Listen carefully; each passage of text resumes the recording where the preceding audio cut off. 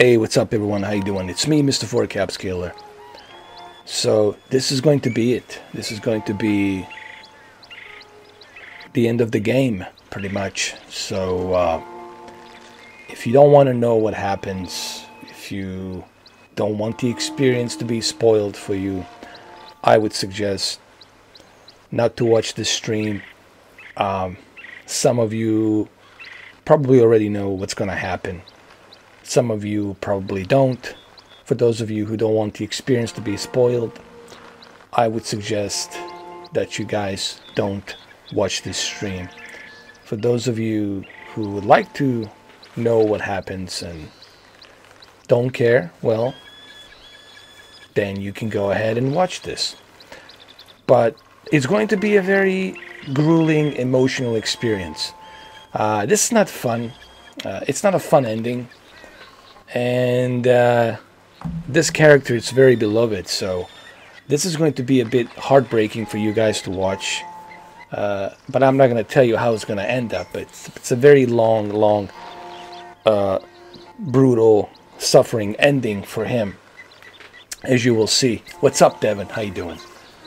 So we're going to go through this. We're going to do some missions with the Native Americans, and then that's going to lead up to Dutch and Micah, and then you're going to find out, you know, what happens. Now, granted, there's a reason why this is going to happen, because Arthur Morgan, as you have seen previously, doesn't care about the money anymore. He's dying, so what he wants to do, he wants to make sure that Dutch doesn't get anything. Micah doesn't get anything. He wants to make sure that neither one of them go to New York. He wants to make sure that John Marston, which is almost like his brother, gets everything. Him and Abigail and the son, they all go up north. So this is going to develop right now when I'm playing this game, and you will see that. Originally I wanted to do a multiplayer, but I said, you know, I can always do multiplayer tomorrow. I think I should show you the ending. I think you guys should see the ending. So without any further ado, I already spent, I don't know what, 5 minutes explaining this to you, so be warned, this is going to be the ending of the game. So let's continue without any further ado.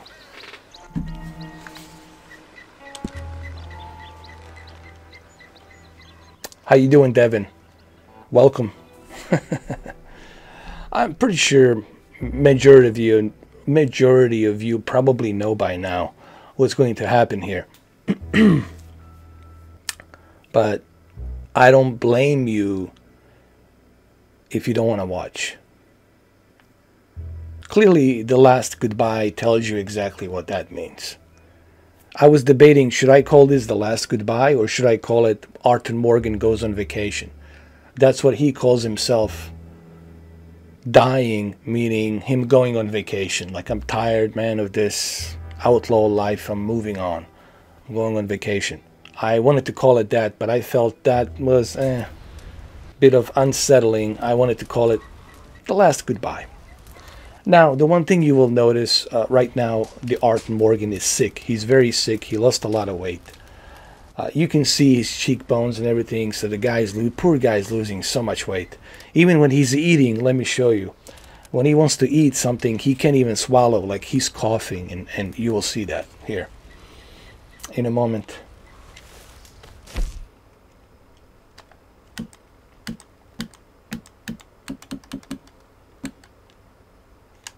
Actually,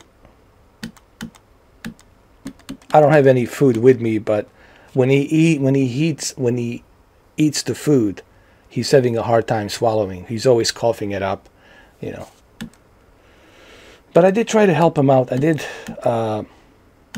gave him some health potions that the chief from that Indian Native American camp gave him. Remember, he gave him some stuff to help him a little bit. But even with that, it's not helping him. He's like really in bad shape.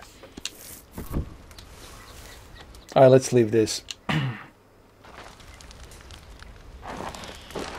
You see how much weight he lost? I mean, look at him. If I take this jacket off, I mean, if you look at his neck, you look at his eyes, he's just on the brink of dying. And that's another thing that Rockstar is doing well, is they're really paying attention to the character. Like when he's in full health, and then when he is dying, when he's losing all that weight, when he's suffering, like you can see that. All right, let's go do this. Remember me, boy?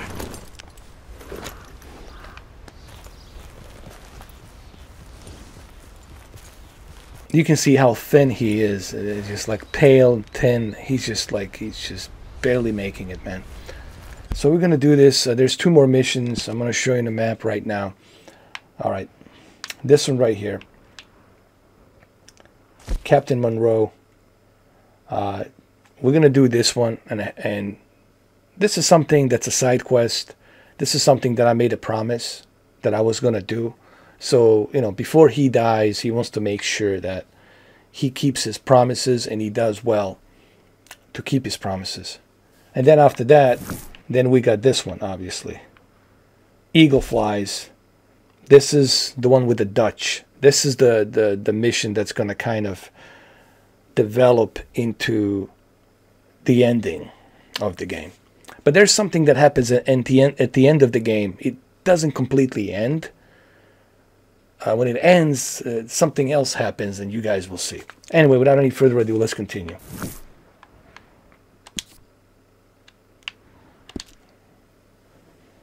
But I totally understand if you guys don't want to watch this. I completely understand.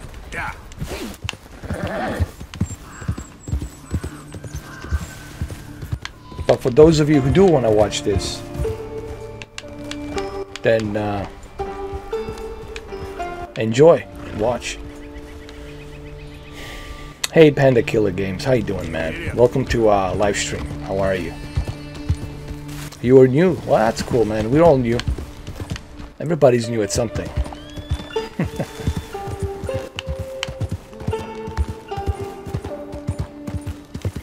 Take care. Sorry, Panda Killer, man. I totally understand. I totally understand if you don't want to watch. Believe me, I wouldn't want to watch this either. You know.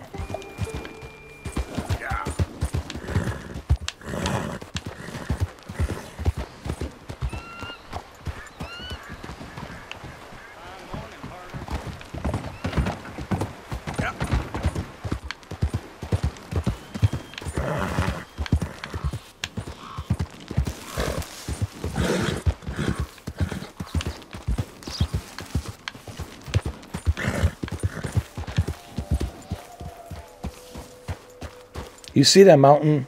Not the mountain. You see that hill? Not a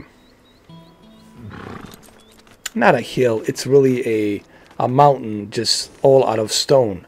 A little tiny mountain, a little tiny hill, made out of stone, if you will. That's something that's really important. That's something that's very crucial and symbolic for the Arthur Morgan. You guys are gonna find out why pretty soon.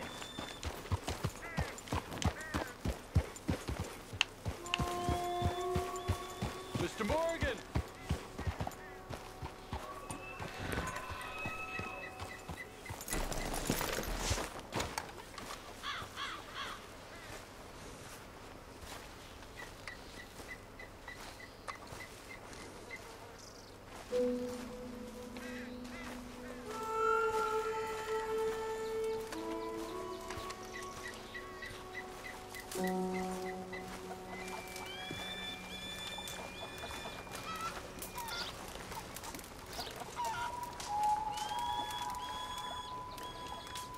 Hello.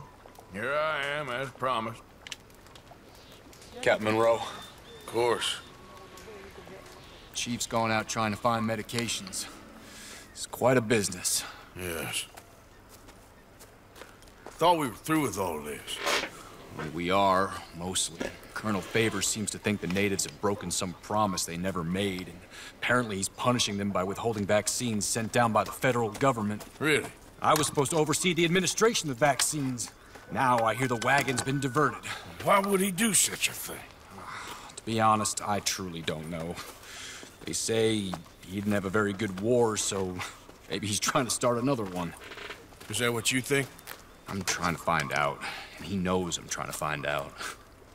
He'd love to provoke me almost as much as he'd love to provoke these poor bastards. Meaning? Meaning that despite the fact that I think he's a horse's ass, he knows I think that. So we're just stuck here trying to make the best of things. This is the best of things. Children dying of diseases. No. This is awful. Where is this wagon? Where can we find it? I can show you. Supposed to be heading to a PD after coming up through Valentine, but it's been diverted south instead. Come on, Captain Monroe. Mr. Morgan, we must act with due caution. Oh, we shall. We surely shall. Now come. Okay. I think I know a spot where we should be able to intercept it. Lead the way, Captain. You see, he's trying to do some good things before he dies, you know. I mean, he's a total mess right now. But before he goes, he wants to make sure he does something right, you know. Up here helping these people?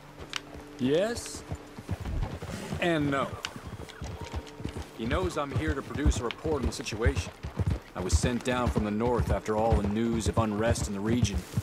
But I think my presence might be making things worse. What do you mean? I worry he's taking some of these actions more to protect himself now. He can incite more retaliation, maybe he can prove a stronger defense. Like destroying that shrine. Yes, and taking their horses. I mean, I don't know if he personally sanctioned any of this or not. This is the other problem. There's a culture now in his regiment. The rot has traveled down the trunk. Okay. Well, just show me where to find this wagon and I'll get the medicine for it. You don't need to be involved. Thank you, Mr. Morgan. But I must ask you, please be discreet. We really cannot afford more conflict. I'm still hoping a meeting can be arranged between Rains Falls and Colonel Favors. I understand. So I should drop the wagon back at the reservation? Oh, no. No. You only need to commandeer the vaccine. Stealing those and an army wagon will only make matters much worse. Okay. You know, Favors has many flaws, but I don't believe he's callous. More an insecure man at the end of his career trying to cling on to something that's already gone. He fought for the Union in the war, and his record was considered far from illustrious. A failed man is often the most dangerous.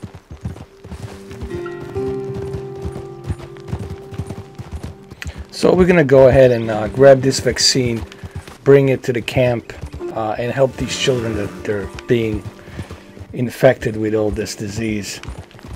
So he's trying to do something right, you know. And I think that's the moral of this story. All right. This is the spot I was thinking of. Let's cut up this way. Sure. There's a nice vantage point up at the top here.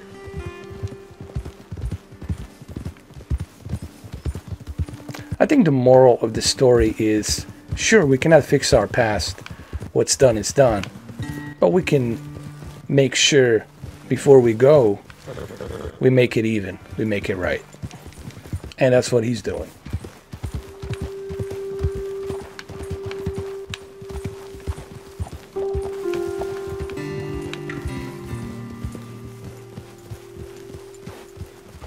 Hey! Okay, let's dismount here. Best leave the horses back a bit. We'll have a good view over the road from this ledge.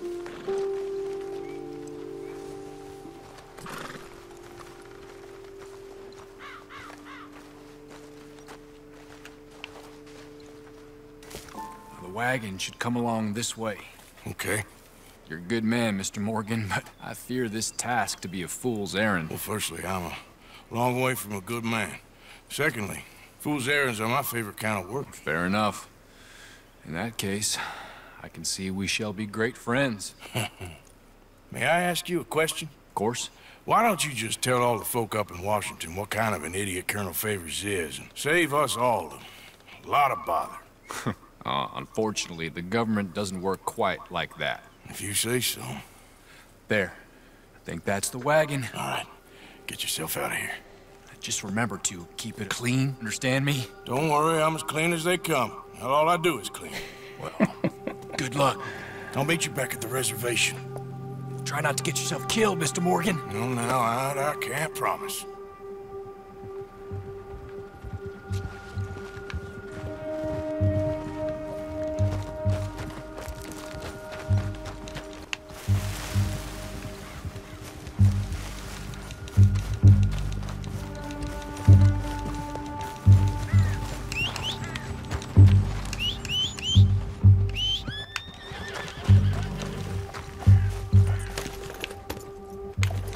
Yep.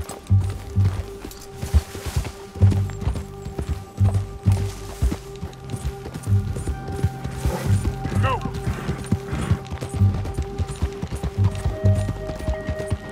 Yeah.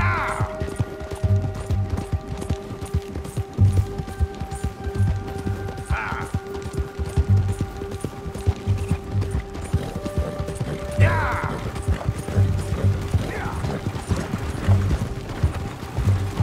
Hold it right there. Whoa, you better put that down right now. Do you want to get shot? Is that it? Gonna need your cargo, fellas. Are you insane? We're the United States Army. That's it. Shoot that bastard already.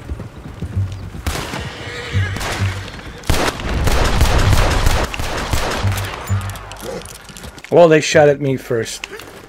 Not much I can do now about it. You done now.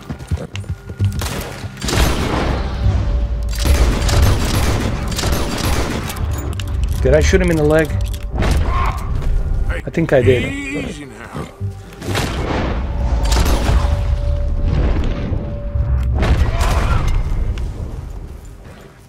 Shit. You idiots. I just want the medicine. Now you're gonna die for it.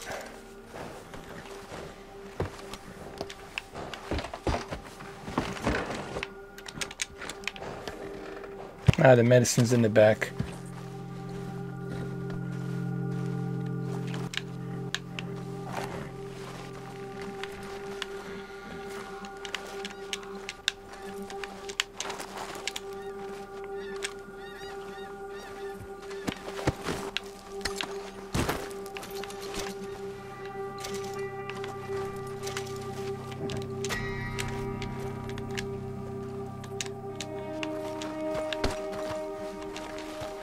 Let me move the cargo over here. Hold on. Let me move it away. Bring it over here so that nobody can see it. Like somewhere over here.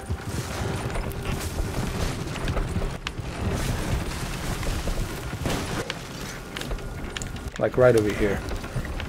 There we go.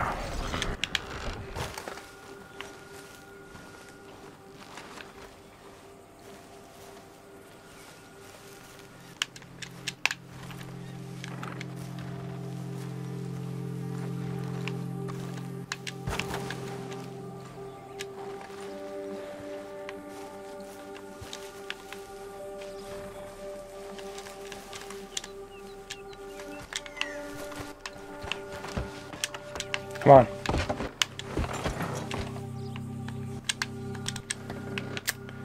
I don't know why I cannot. Trying to figure this out.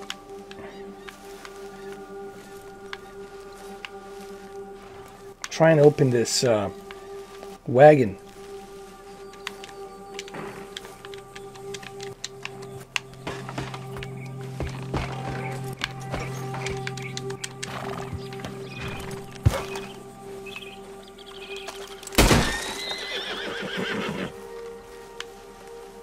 Maybe I need to cut the horses. Hold on.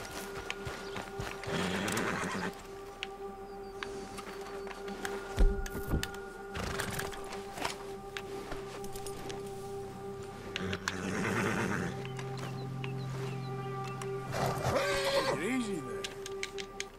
Easy. So Okay. Easy. Would I pick up Xbox One S or PlayStation 4 Pro? That really depends on where your plans are playing. PlayStation 4 Pro, it's more powerful than the Xbox One S. And it has more exclusive games, obviously. But the...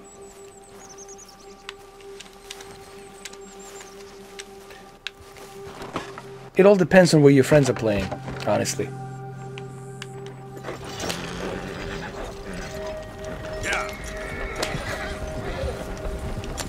Maybe I need to bring this cargo to the camp. I don't know. Maybe that's what we gotta do. Because it won't let me search the cargo. Well, that's what I've been trying to do. I've been trying to search for medicine, but I can't do it for some reason. I don't know why. I cannot jump. For some reason, dude. Don't tell me there's a glitch, man. For the love of God.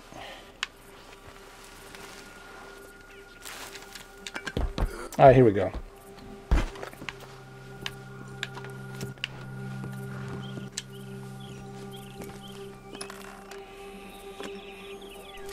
There we go. Got the medicine.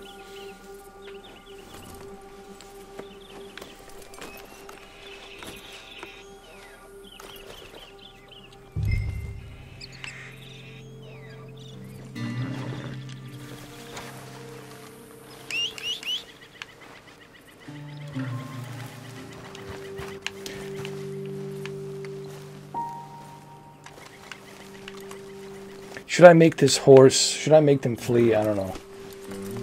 I'm gonna cut them free. Hold on. I'm gonna let them go.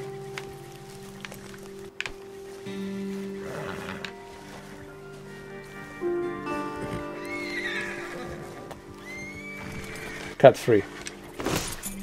Go, go, go. Flee, flee. Go, go, go.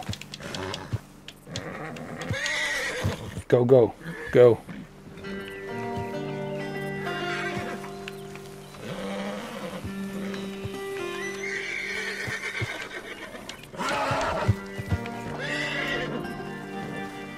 Let me cut this one as well.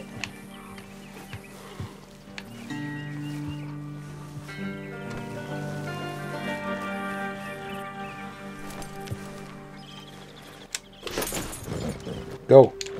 Go on, boy. Scoot. Go on now.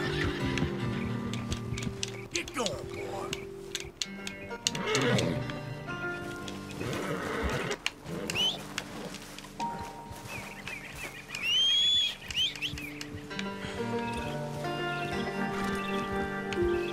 Nah, you're welcome. You're welcome. Alright, here we go. Let's get on the horse. At least I cut him loose, so they can go on their own way. If they choose to do so. Let them decide what they want to do.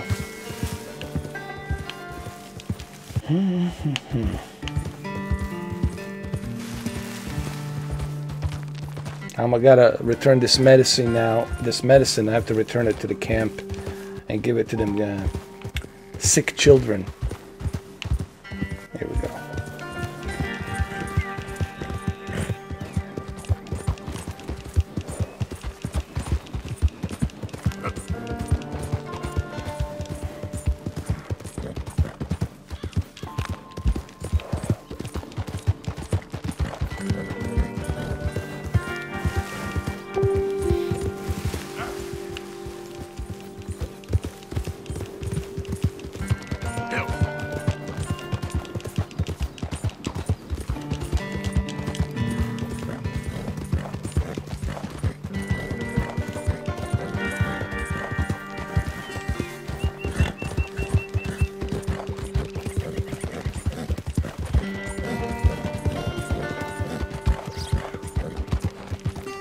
But I earned a lot of good deeds so far in this game. Even on the Chapter 4, I started doing a lot of good deeds.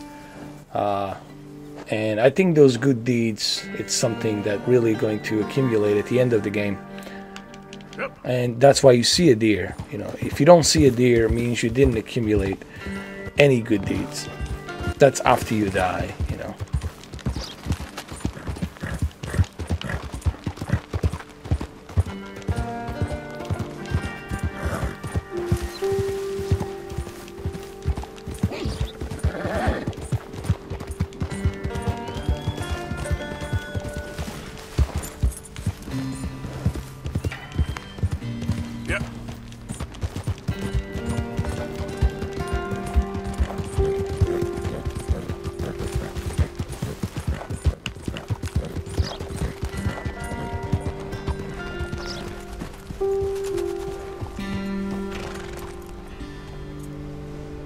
Let me look at this map. I think this is symbolic here because...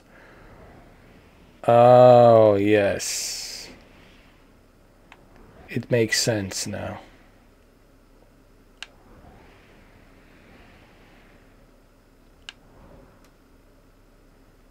This is actually... Well, I guess I'm going to tell you. Because you guys, you know, you're already watching this and there's spoilers, obviously. If you're watching this, you know there's spoilers. This is where he's going to be buried, right here. So if you want to go see his burial of Arthur Morgan, this is where it's going to be. It's going to be right here. And it's just east of Donner Falls and just northeast of Bacchus Bridge. And this right here, this peak right here, let me grab my binoculars. This peak right here, it's something that's going to represent Arthur Morgan's grave right here. I think he's going to be buried around here somewhere. You have to go up here, climb up here, and that's where he's going to be, because that's where he's going to die, right around here. All right.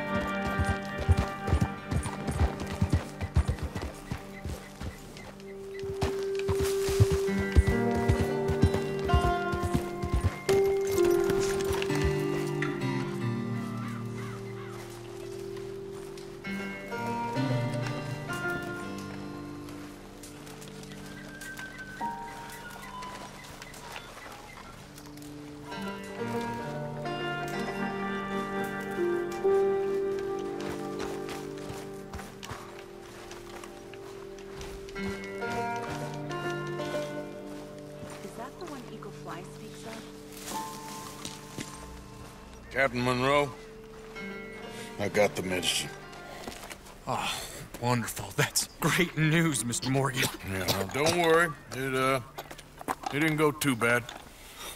Oh, I'll have to take your word for that. We could both swing for this. Yeah, well, I think I'm a little past caring about hanging, Monroe. Maybe. I just hope Colonel Favors thinks he was robbed by bandits and not... Oh, no, I'm still a bandit. There ain't no doubt about that. Of course. Well, I better get to work. Thank you, Mr. Morgan. Bandit or not, this was a good thing. Maybe it'll get us both killed, but it had to be done. I hope so. A good deed. A good deed, man. That's what I'm talking about.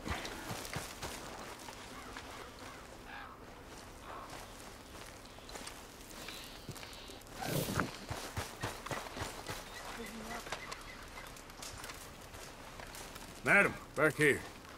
Why have you come to this place?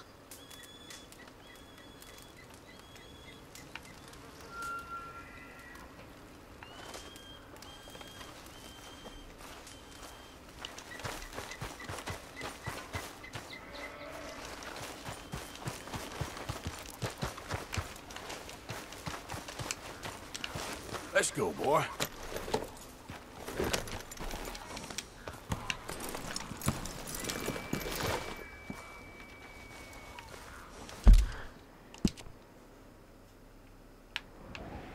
All right, so next we're gonna go and do this mission right here with Dutch.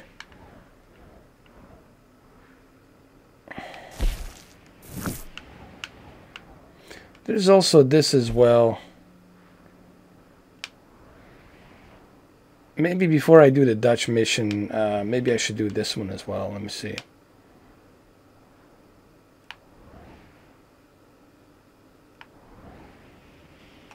Nah, we'll see. We'll do that maybe later.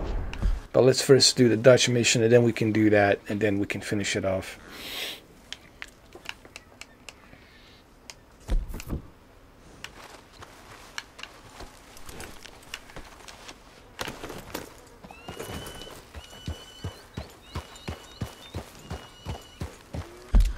Let me select it, and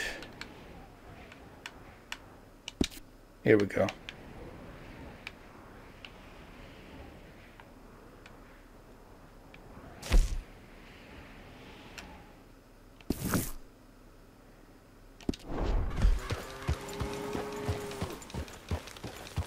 This will be an interesting mission. What you're going to see next, it's really truly going to show you who this Dutch Wenderlin really is as a person, you know. Probably the most dislikable character in my opinion.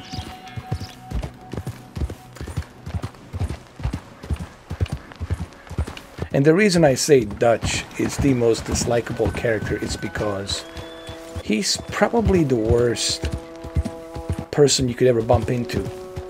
If you ever bump into a character like that in real life, that's the kind of character that you really got to watch out for.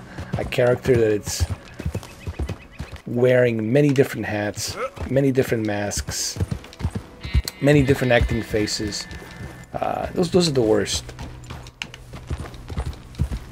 And those characters, they do exist in real life, believe it or not. So if you ever bump into a character like that in real life, my advice to you, stay away. Like, isolate yourself from that individual as quickly as possible.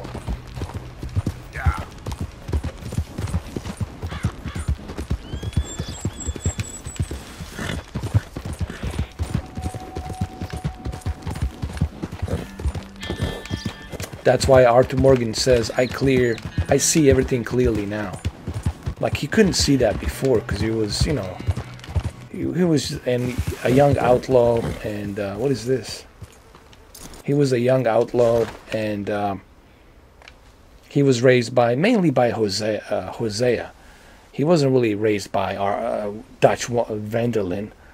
Dutch Wenderlin just took him under his wing, but it was really Hosea that really raised him in many ways.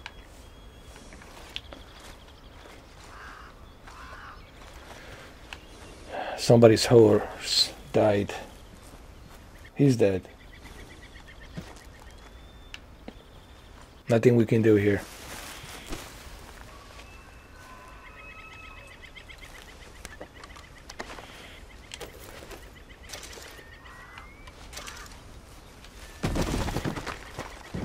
Time to go, boy.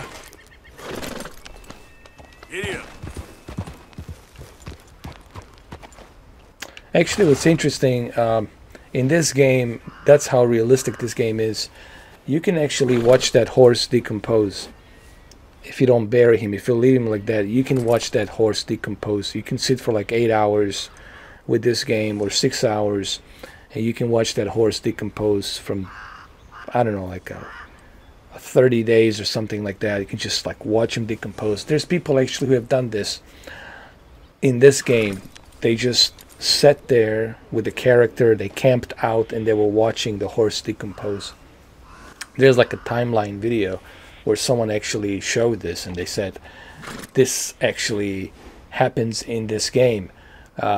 You know, the things, you know, in majority of games, the characters and everything else disappears. You know, when someone's dead, they just disappear. Here, no. If you don't bury them, if they stay on the ground, you will see them decompose. And that's the kind of level of realism that they have implemented into this game. And I'm like, holy crap, you know. You can come back to this horse. It's still going to be here. You can like check on the map. You can just highlight here where it is on the map, and that horse will still be there. That's how crazy this game is, man. Yep. Ha!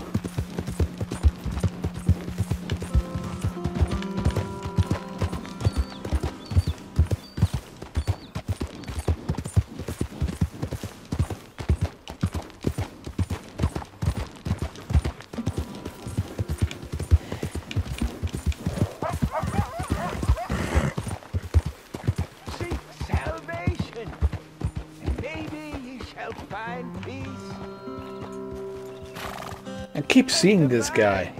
Maybe you shall see.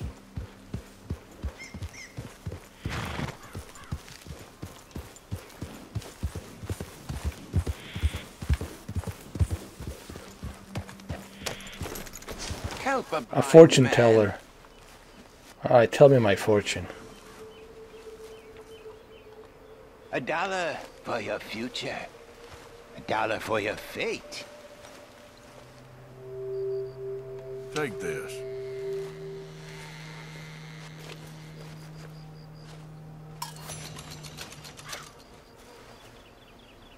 Your father is seduced by the one with the forked tongue.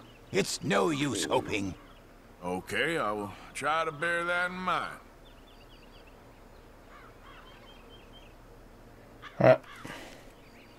Are you still here? What are you waiting for? I can't tell you what you want to hear.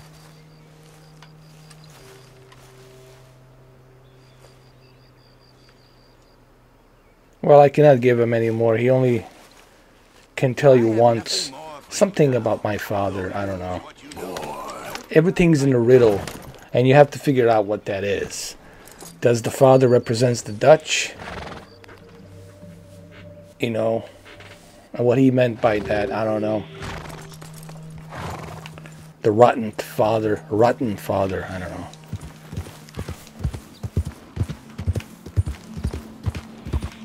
Yeah. I don't think Arthur Morgan considered Dutch as a father, ever. He considered Hosea more like a father figure than he did, in my opinion, Arthur Morgan. You know.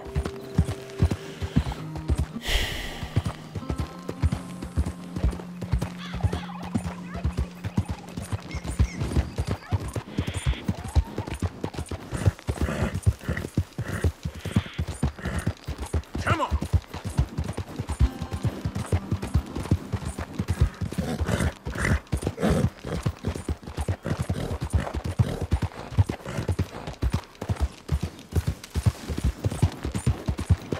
Wait, I saw something here. Hold on. I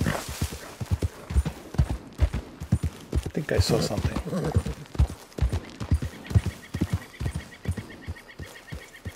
Oh, it was just a rabbit. My bad. Yep. Just a rabbit. Oh, rabbit. Oh, rabbit.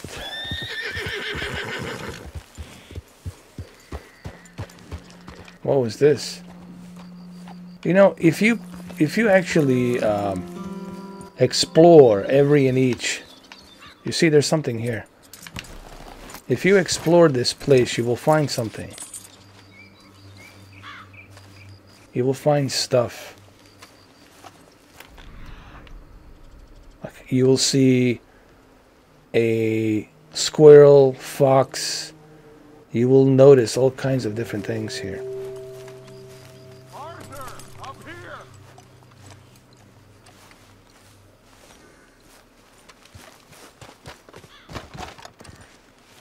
Are you kidding me?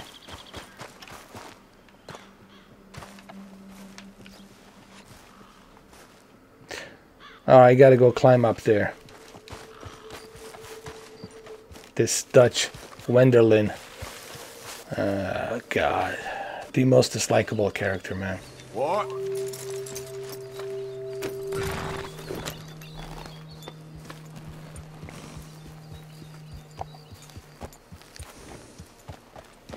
Yeah.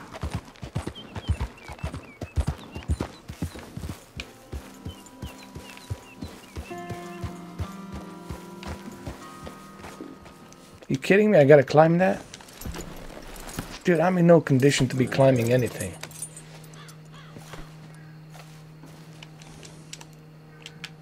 Cannot climb that shit. I gotta find another way. Oh, pal.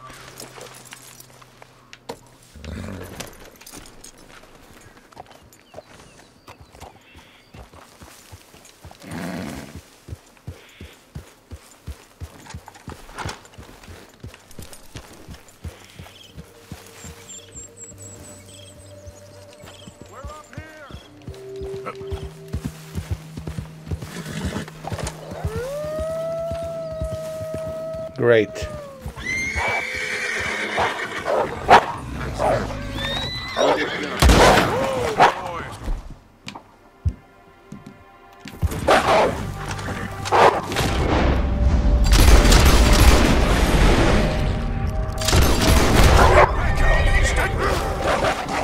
Oh shit.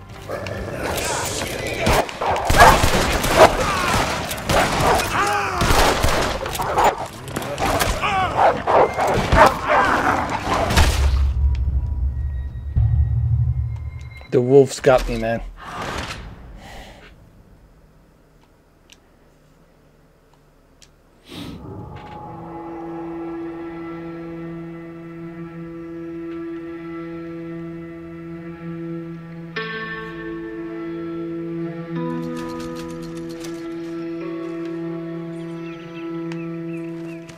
Okay, let's do this again. Yep.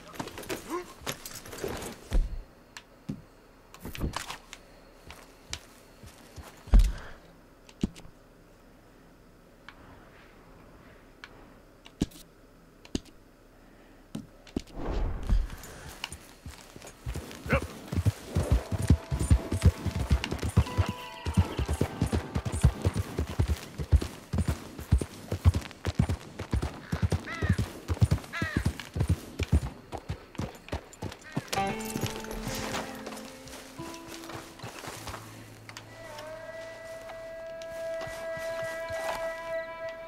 So good of you to join us. What's going on? Rebellion. The smell of cordite and integrity. It is a beautiful thing. What are y'all doing? An eye for an eye. We didn't start this, Arthur. They did. We? This ain't our fight. It surely is. Whatever it is you're planning, it ain't a good idea. They want you to fight. Nobody will be killed. We're just gonna trap a few of them in the valley, disarm them, tar and feather them, and remind them to leave these boys alone. You have energy for pranks? Come on, Arthur. Just tweaking Uncle Sam's nose a little. I need you to help me.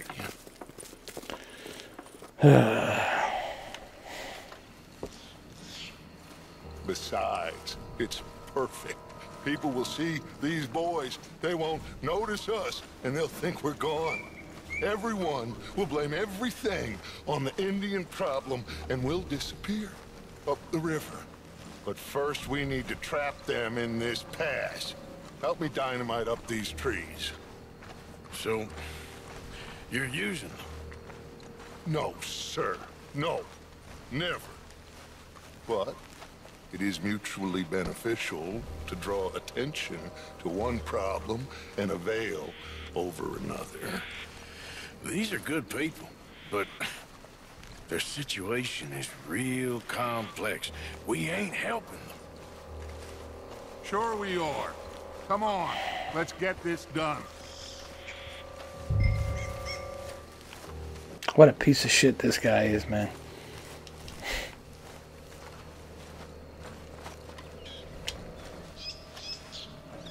We don't have a lot of time. Only thinks about himself, man. The most... people like this, I have no sympathy, man. I really don't. People who only think about themselves, you know? Like selfish pricks. Like this guy, Dutch. Where's the dynamite? There we go.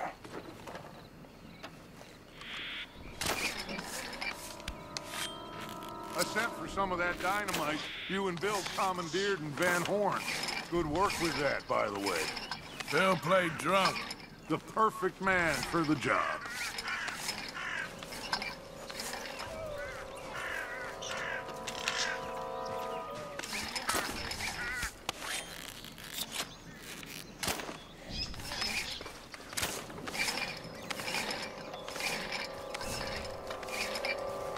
So, you finally got to see Colm hang. Yeah. After all those years. Hard to believe. Oh, but it was worth the wait. See? We're tying up the loose ends, Arthur. One by one. Quick as you can!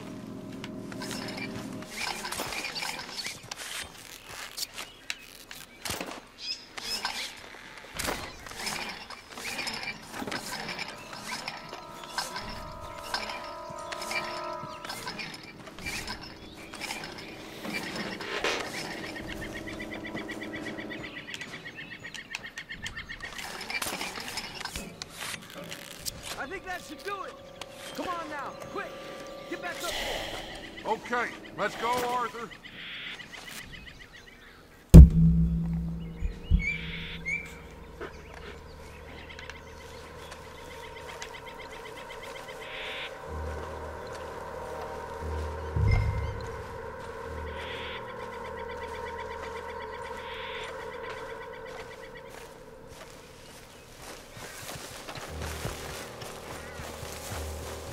Come on!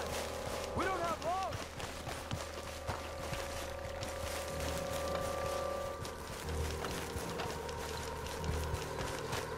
Hurry! I think I see some movement in distance.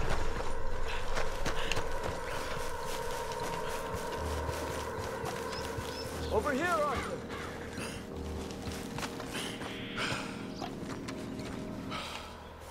My spotter will let us know when they're near. They're coming now. God damn. Patrol's a lot larger than we thought it was gonna be. Don't worry. That's a good thing. Okay, that's the signal. Here they come. Stay low and quiet. You sure you don't want me to man that plunger, Arthur? No, I got it. Oh, remove the weight of the world from your shoulders for a minute. Like I said, we're just going to give them a bit of a scare. There they are. Looks like more than we thought. It's fine. We're only here to talk and administer a little good old-fashioned humiliation. You're owed that, son, at the very least. Wait for my lead, men. Everyone just stay calm. We've got the upper hand here. Okay, they've passed the first charge. If we blow it now, we should have them trapped.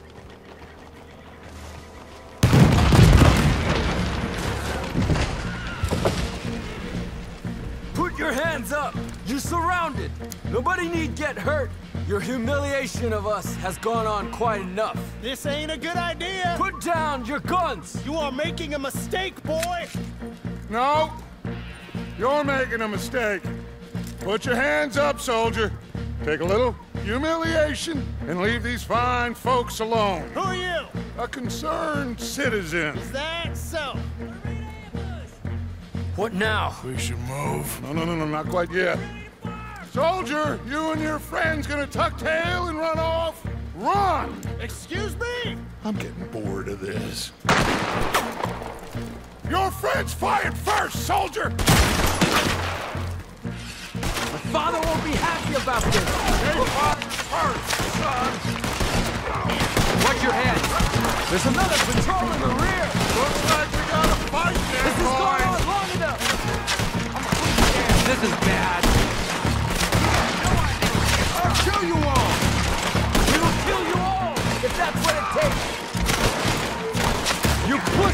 do this!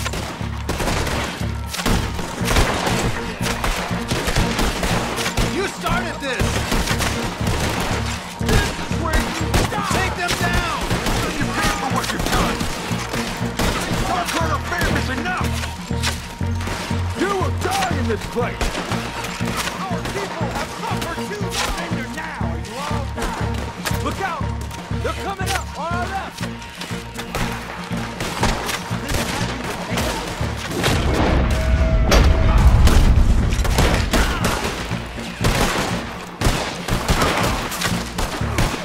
You bastards!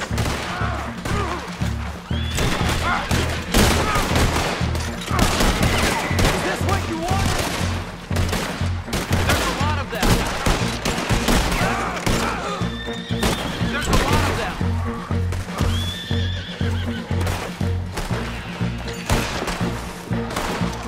Hold your ground! You fools, you damn fools! It's the army! It is one regiment of pastry chefs and bullies. Watch your goddamn mouth. All of you, take what you can, and then we move out. Move now. We have to move now.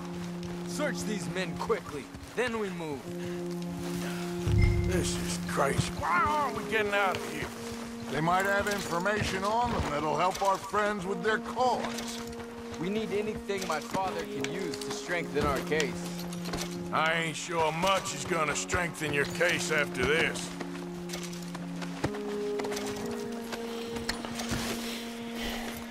I have a bad feeling about this. You said nobody would be killed. It's done now. If Colonel Favors finds out it was us, Find anything? Yes. Some poor fool from New Jersey. These boys ain't the problem. They're only kids. Keep looking.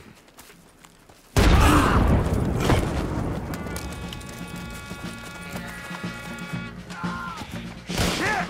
Everyone, keep your heads down! We're gonna get out of this! You think you can take on the U.S. Army? No pressure! You been murdered, man! Got a hit! What do we do here, son? This is a plot. You want to fight for them, you die like it. Surrender, and they'll hang you all! I'll put you Try in to the flank ring, them, son. Arthur! We'll shoot you some space! We need to take out that cannon. Up the hill! The cannon! Take out the spotter, Arthur! That ain't nice! Got no way out of here.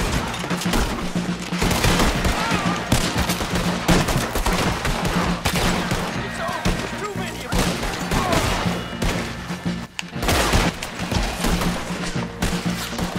Push up. Push it up.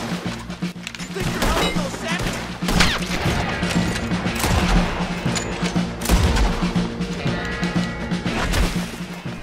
Nicely done. Hey, what's up, DJ? How you doing? Damn, they're sending riders from the fort. We need to leave. But where's Peta? Was he killed? He's alive. Well, that went just about according to plan. I'm trying. I'm trying, Arthur, with everything I have, and I will keep trying, and you'll keep doubting me, and we'll keep failing. It ain't like that, Dutch. Look at me. Look at me! I'm worried about folk. I know.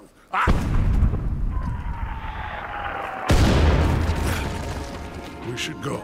Where's Eagle Flies? Run, son! Run! Come on!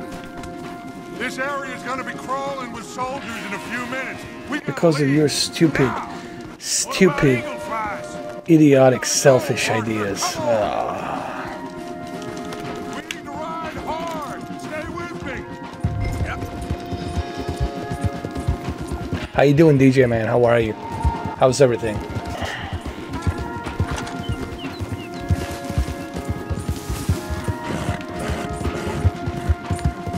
Left here, into the trees.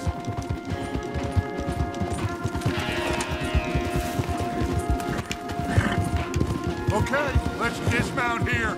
We won't get the horses down this path. All right, let's carry on by foot. Try and sell them a little snake oil. You think? It's all I got. Get out of here. Gah! Let's see if we can lose him down here. You're dead. Shit! I guess not. Get behind something, Arthur.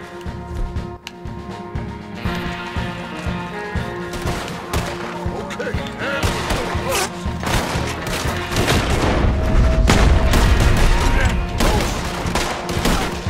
getting up.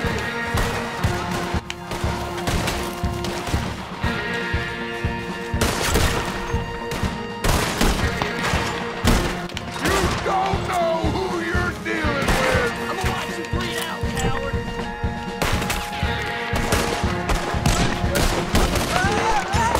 Come on, let's see if there's a way out through here.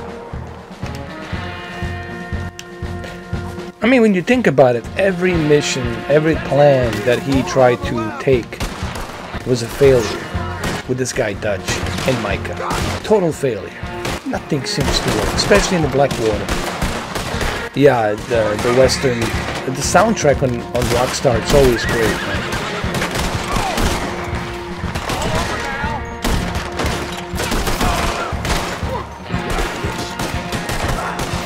Maybe I should just let you die here, Dutch.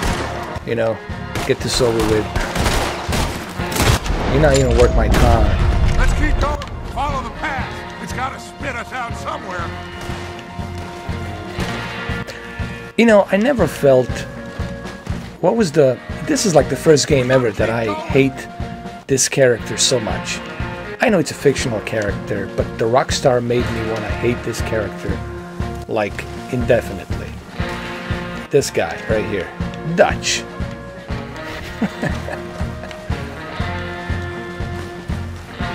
Behind us.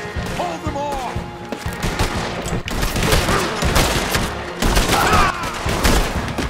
This is a losing battle, Arthur. Oh, we've got to do something.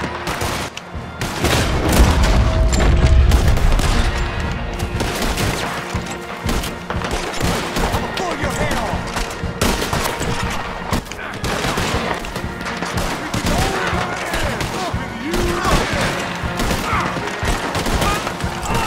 Are you kidding me?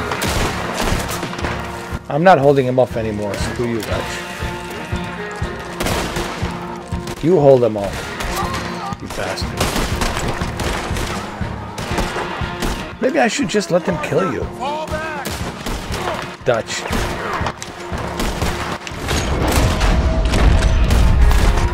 I don't know how much longer we can hold out.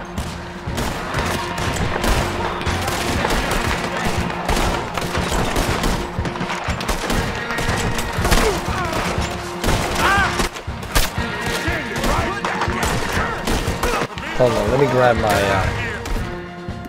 grab my medicine, dude. I'm dying as it is. He's a beyond sociopath. He's like, he's a phenomenon. It's like, I don't even know what words to use, man. Beyond phenomenon. It's like something that needs to be studied, you know? So we can figure out that a person like that never ever breeds with anybody else. Like, don't ever reproduce and have children. Ah, shit, they got me.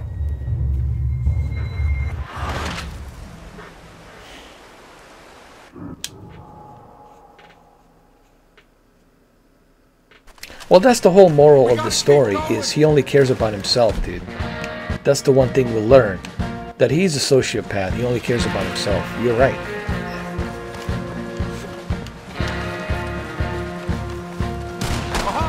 I mean, not the moral. The moral of the story. The moral of the story. I made a mistake. I misspoke.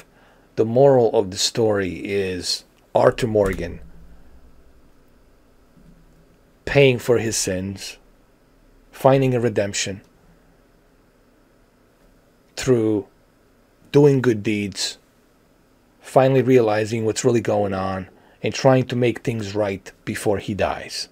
Like bringing that medicine to the children, helping the other Native Americans out there, helping everyone pretty much. Trying to earn good deeds. And I think that's the moral of the story. It's Arthur Morgan. Now, Dutch Wenderlin, it's pure sociopath.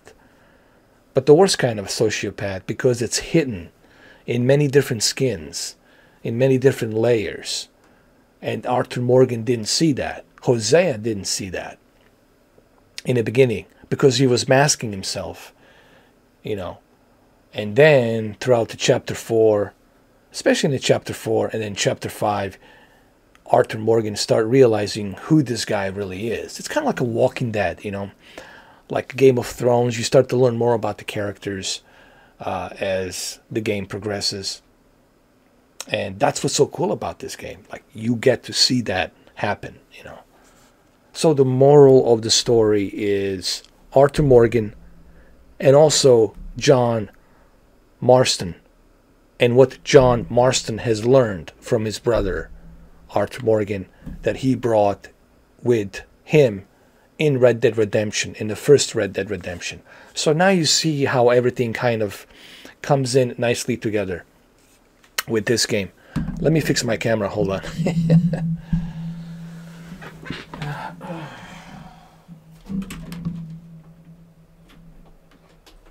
Got it. Alright, I got the camera fixed. I gotta buy a new camera, as a matter of fact. It's getting ridiculous. So the moral of the story, it's Arthur Morgan. And I think that's the important part here. What we learned from Dutch is that there are human beings out there that do exist. And it's true, you know, there's human beings out there like Dutch that do exist. You know, like you said, there's a name for it, sociopaths. And don't forget Micah. Well, Micah, it's obvious. Here's the thing. Micah is not trying to hide the fact that he is an asshole, that he is who he is. Dutch, it's trying to hide it, trying to keep it, you know, under wrap, to let others know that he's a good guy. But in that other layer, when you peel it off, you find out he's really not a good guy. But he's using that to present himself as a good guy, but he's not.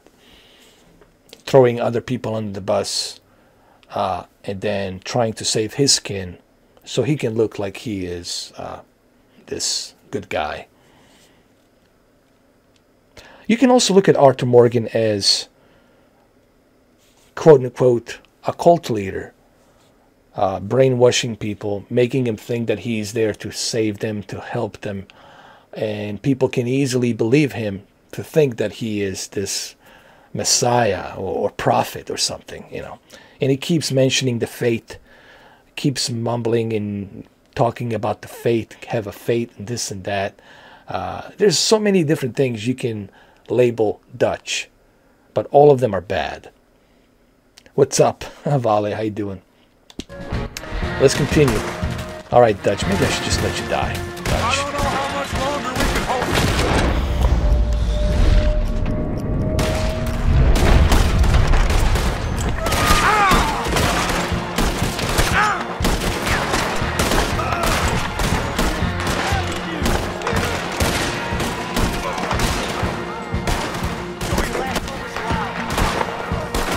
Let me hide here. Hold on. Seems like a good place. Seems like a good place, like any.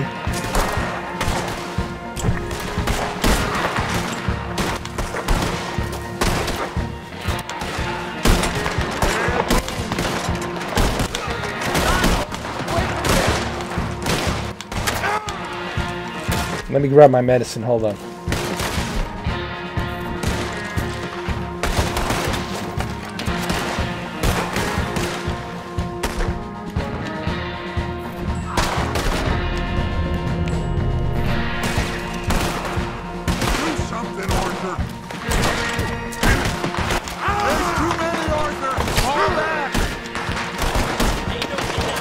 Good. It's a good thing that you finally realize we need to move back. It's a losing battle, Arthur. Oh, we gotta do something.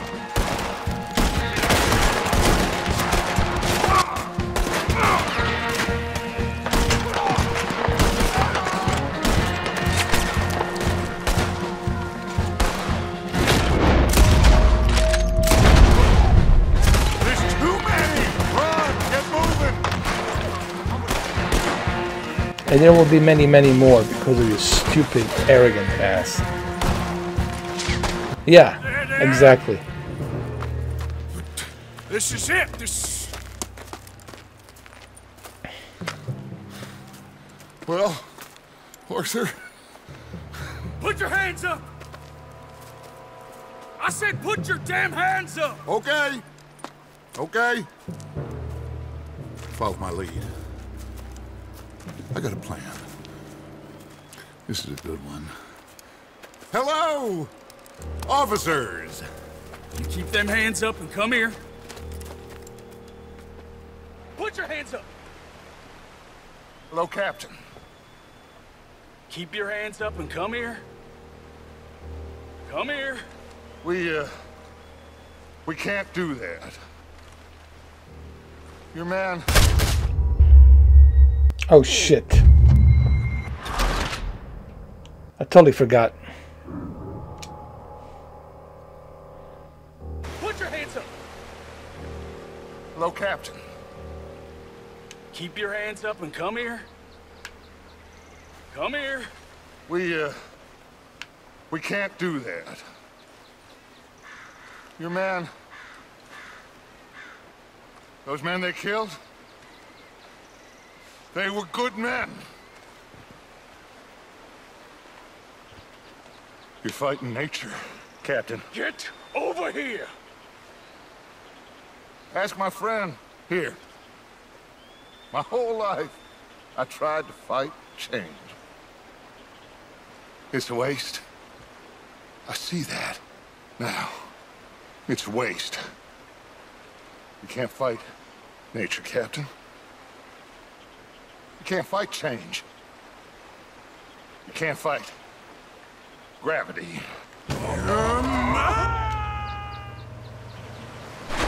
You guys know what this is, right? This is Butch Cassidy and Sundance Kid. You guys know that movie, right? You've seen that movie.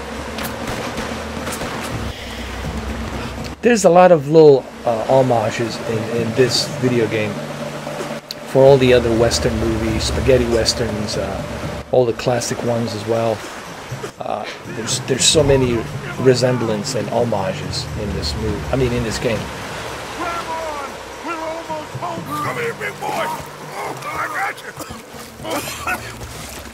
You're okay. Oh, you're okay. What a mess. I know. But a mess is what we need. Oh, we just escaped from chaos. Eagle flies must have been taken. Taken or killed?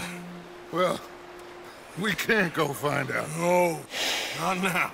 Charles, we'll send them. Where is it? He's probably back at camp. Let's split up. I'll go tell him. You rest up. Keep a lookout. We are gonna make it, brother. I can feel it. Faith, Arthur. Have faith. Lies and lies. You see, he's seeing a deer means more good deeds. So every time you see a deer, that means he's doing good.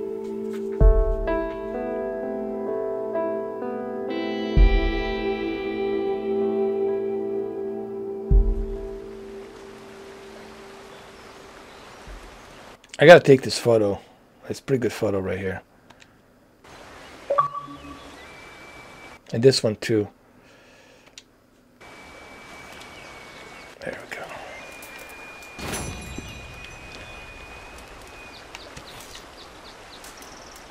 Let me see if he can cook. If he's got any food, let me see. Does he?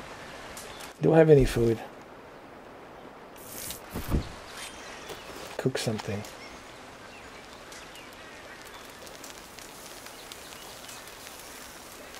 Let me eat it.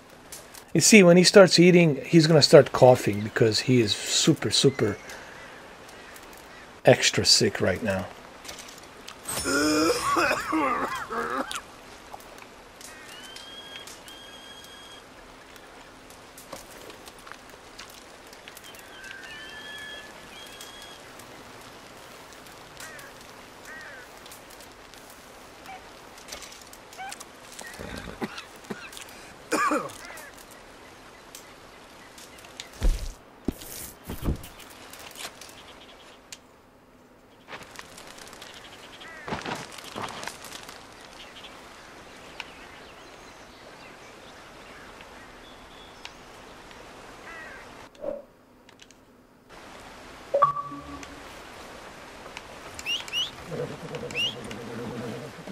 And he keeps saying to everyone, keep the faith.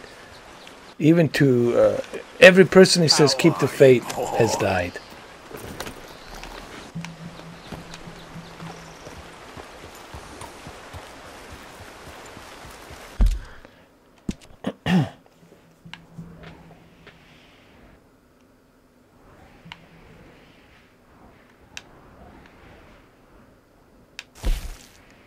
Oh, let's go see Sadie. It's gonna be a long travel, but we gotta do it.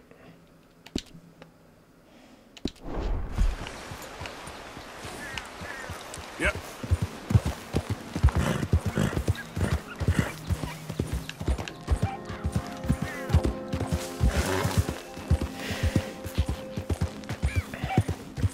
Now, come on. Tomorrow we're gonna do a Xbox One X multiplayer online. I'm gonna create a character that's gonna look exactly like Sadie, Adler. I'm gonna call her Sadie Upscaler, just like we called my PlayStation character on the Red Dead Redemption Online, Arthur Upscaler.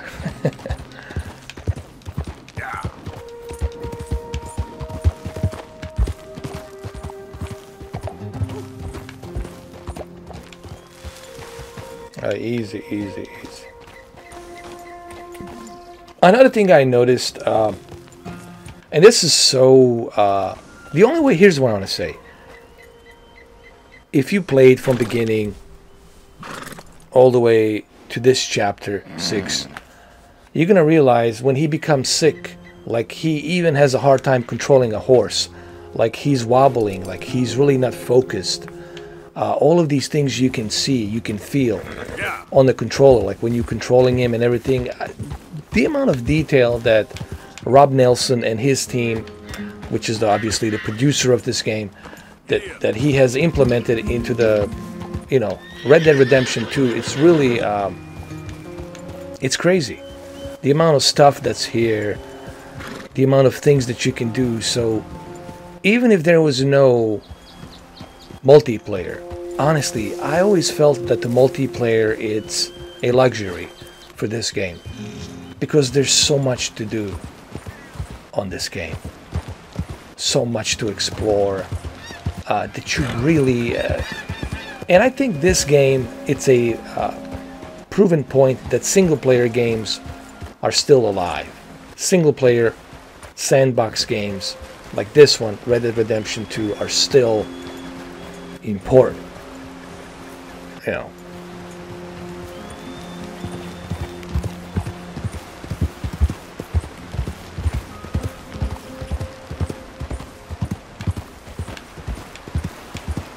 People ask me, who is Rob Nelson? Who's Rob Nelson? Well, Rob Nelson, man, he's been working with Rockstar since Grand Theft Auto 3. You know, he worked on Grand Theft Auto 3. He revolutionized the Grand Theft Auto with 3 and 4 and of course 5, San Andreas, Vice City, etc., etc. He also worked on Max Payne 3 and of course Red Dead Redemption and Red Dead Redemption 2. So he is a big asset.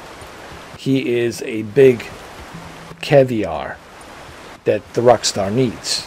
And he's like Casey Hudson. What Casey Hudson did for Mass Effect, it's what he did for Rockstar. So he is a big deal, you know.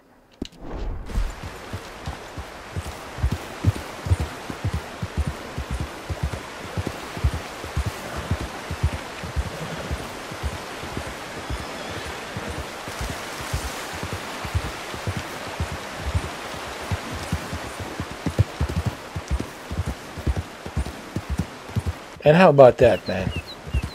This year, one game dominates. That's this one. Fallout is just totally, you know, the Fallout 76 has a proper name now.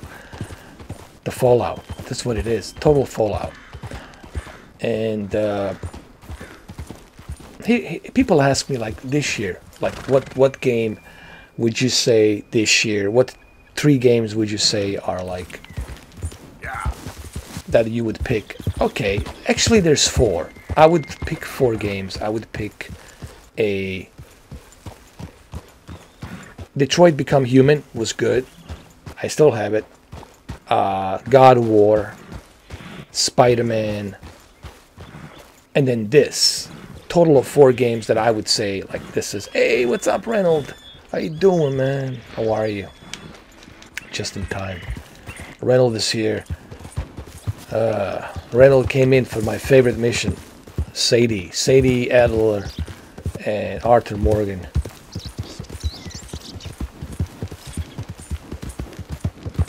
We've got a long way to go, man. Right now we're traveling from West Grizzlies all the way to East Grizzlies to meet with Sadie Adler.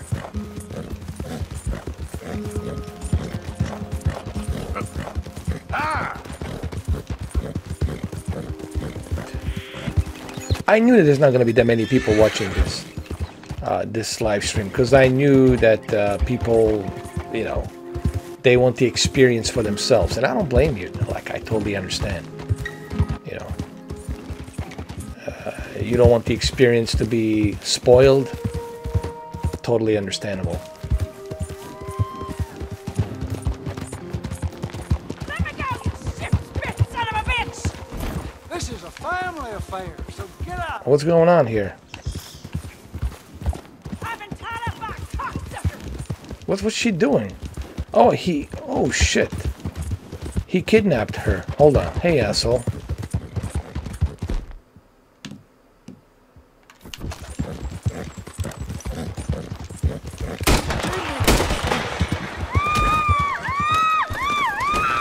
Come here, come here. Come here, come here. Oh God. I gotta catch up to him. Come on, come on. Easy, easy, easy. Can't keep sniffing this thing's ass! Come on! Alright, relax, lady. How about thanks? How about thank you for saving my ass? Damn shekels! Women these days, huh?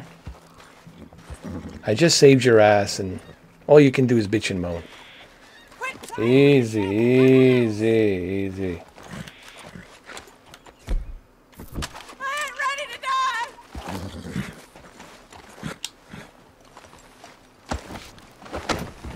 die! Now you coming with me.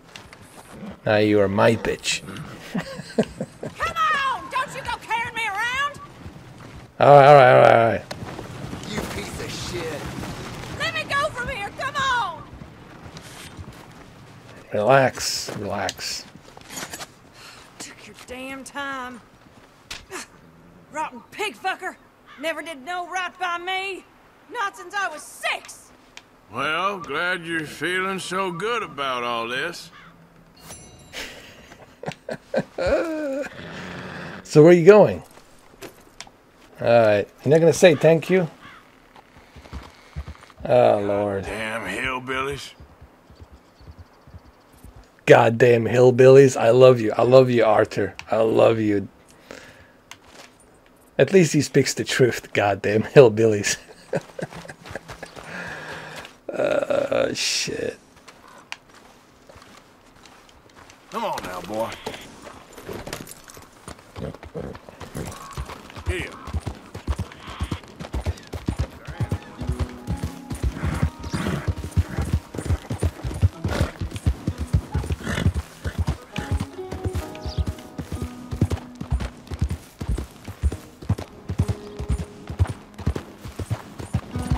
Could be.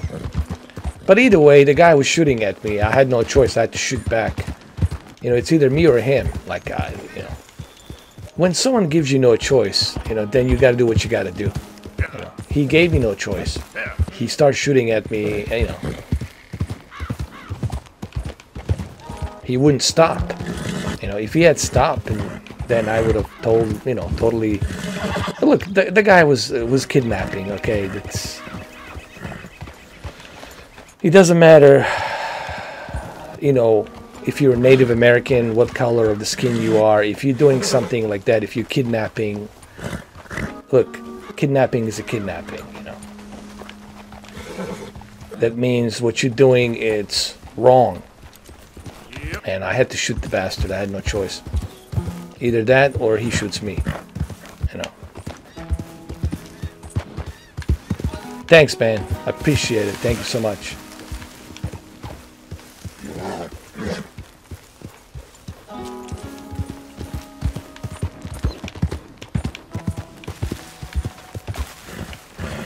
Well, that really depends on where you are first. Where do you live? Are you in the United States or are you live somewhere else? I need some more detail. Because if you're living in Europe, if you're living in the United Kingdom, I don't think I can help you much there, because United Kingdom has a different market when it comes to TVs than the one here in North America. But if you really want to get a good TV under $1,000, TCLR 617, you really can't go wrong with that TV. TCLR 617, it's probably, in my opinion, oh, dude, that's easy. TCLR 617. You will not be disappointed. You will actually thank me. I did the same thing for my brother. My brother asked me, what should I get? He doesn't want to spend thousands of dollars. I said, hey, dude, just go with the TCLR 617.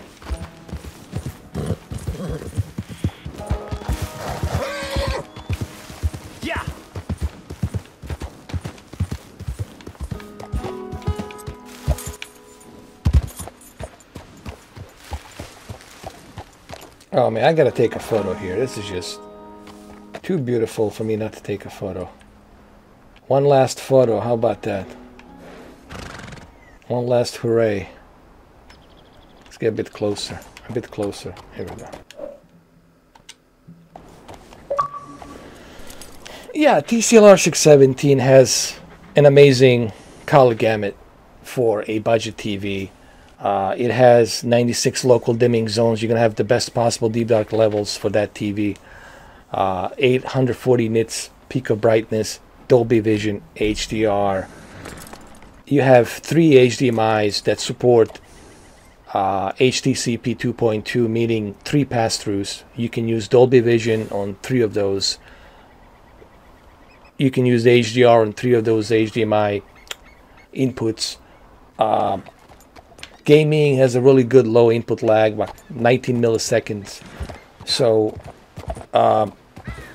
it has the action smoothness, which has a really good, not like the greatest, but really good motion flow. So all in all, I would say TCLR 617 it would be something I would recommend 100%. You know. Oh, you should easily be able to walk into a Best Buy, go to the Amazon, especially in the Best Buy. If you go to Best Buy, get yourself a TCL R617. Because right now, ordering it on Amazon, shipping and all this might take a while because, you know, right now this is the busiest season. Everybody's shopping online. I would just walk into a store, dude, and buy it. That's what I would do. Honestly, that's what I would do.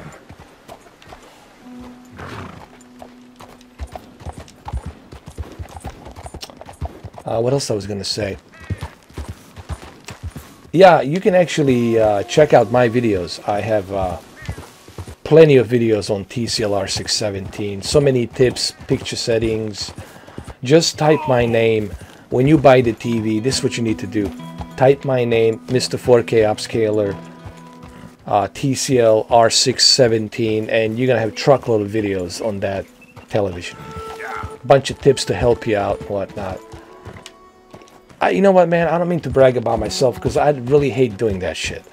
But the other day I was checking my analytics, checking my YouTube channel to see what's going on and stuff like that. Just doing some reviews on it to see how far I've gotten with my videos. And I couldn't believe it. I got over 3,408 videos.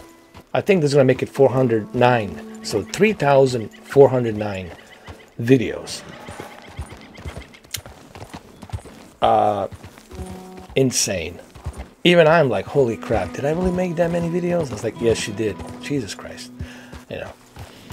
again, I'm not doing this to brag. It's just, even I was like, holy shit, did I really make that many videos? Like, yeah, damn it, I did. Shit, you know.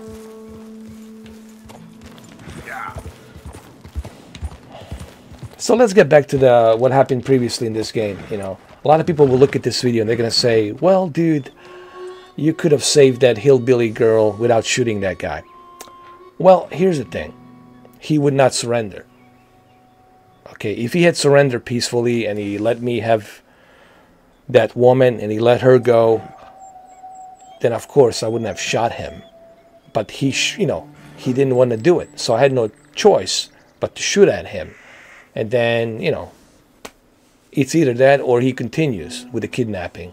You know, who knows what he would have done to that woman. So, bottom line is I had no choice. I had to do what I had to do, you know.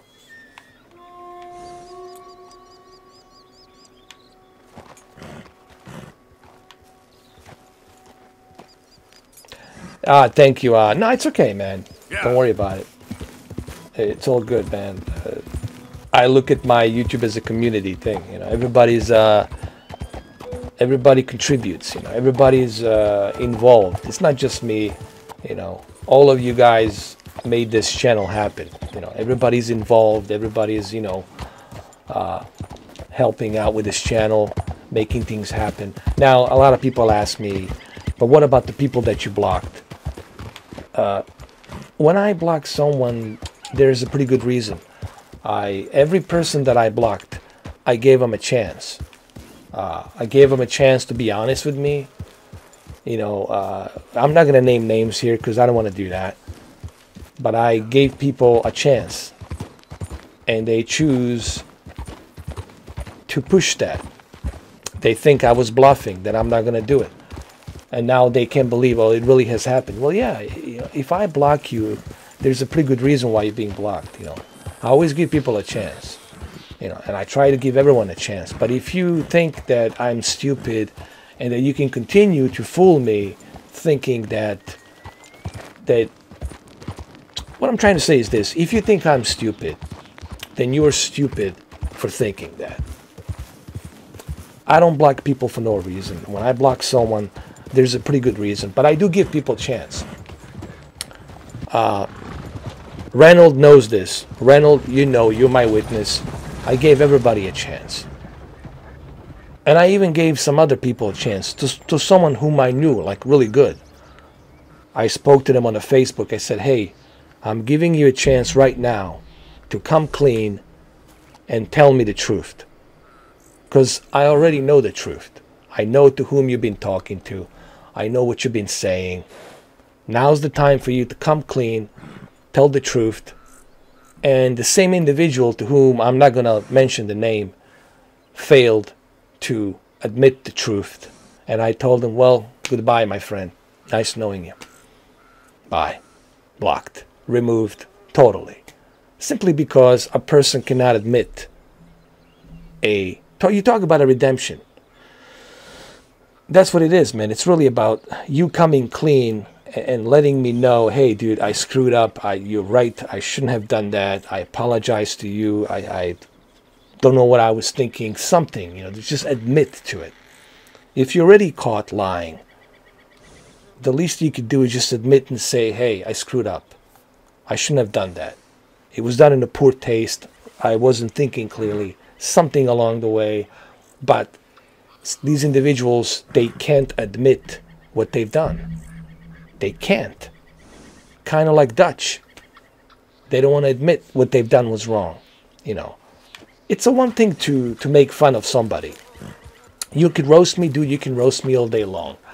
But when you start discriminating their background and where they're from, starting to talk about their background and their country and the physical appearance, that's when it goes above the limits.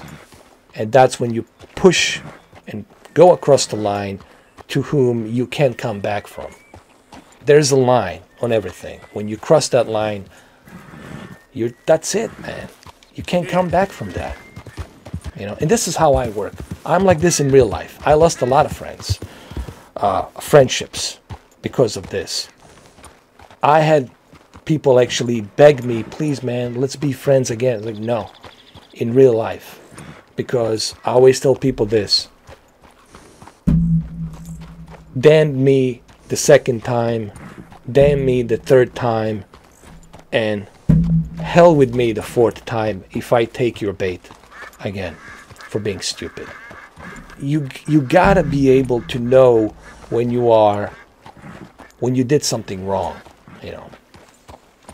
Yep. It's not just the internet, it's in real life too. I lost dude, you know how many friendships I had to cut in real life? I don't care about the internet, you know, the hell with the internet. People whom I don't know hiding behind the keyboards, I could care less about that. I just block them, remove them, report them, and that's that. I told them what's going to happen. But I'm talking about like people to whom I knew, and I thought I knew them. And then I realized, oh, this person has many different hats. This person has many different layers. I'm talking about people to whom I knew for 8 years. 8 years. I'm longer than that, 10 years. Like, and you think you knew them. Like you thought you knew them. And then you realize, oh shit, I really misjudged these shady individuals. I totally misjudged them. Because I trusted them. Blindly, I trusted them. And then I realized, whoa, wow. Really, I mean, it took me by like a huge avalanche of snow that just came down on top of me. Like, wow, I can't believe this, man. Yeah. Especially when you know someone for 8 years, 9 years, you guys talk about each other, personal stuff and everything, and then that person turns on you, and you're like, whoa, You know, this is also interesting about this game, and this is why I really like this game, because it really shows human beings and how human beings are. Yes, there's good people out there, of course. Listen, there's a lot of good people. Thank God there's a lot of good people out there. Because if we didn't have a lot of good people, well, me and you wouldn't be able to do this right now. We wouldn't be able to live stream. It would be a total chaos out there, okay? Thank God that there's good people. But there's also a lot of shady individuals out there, man, that wears many different hats, many different masks, and you gotta be careful. You gotta be able to judge. Oh, I'm sorry, dude. I'm sorry. My bad. Let me defuse. Ah, shit. He gave me no choice, dude. Fuck. I hate when this happens. He gave me no choice, guys. He shot at me. I wanted to defuse it, but he shot at me.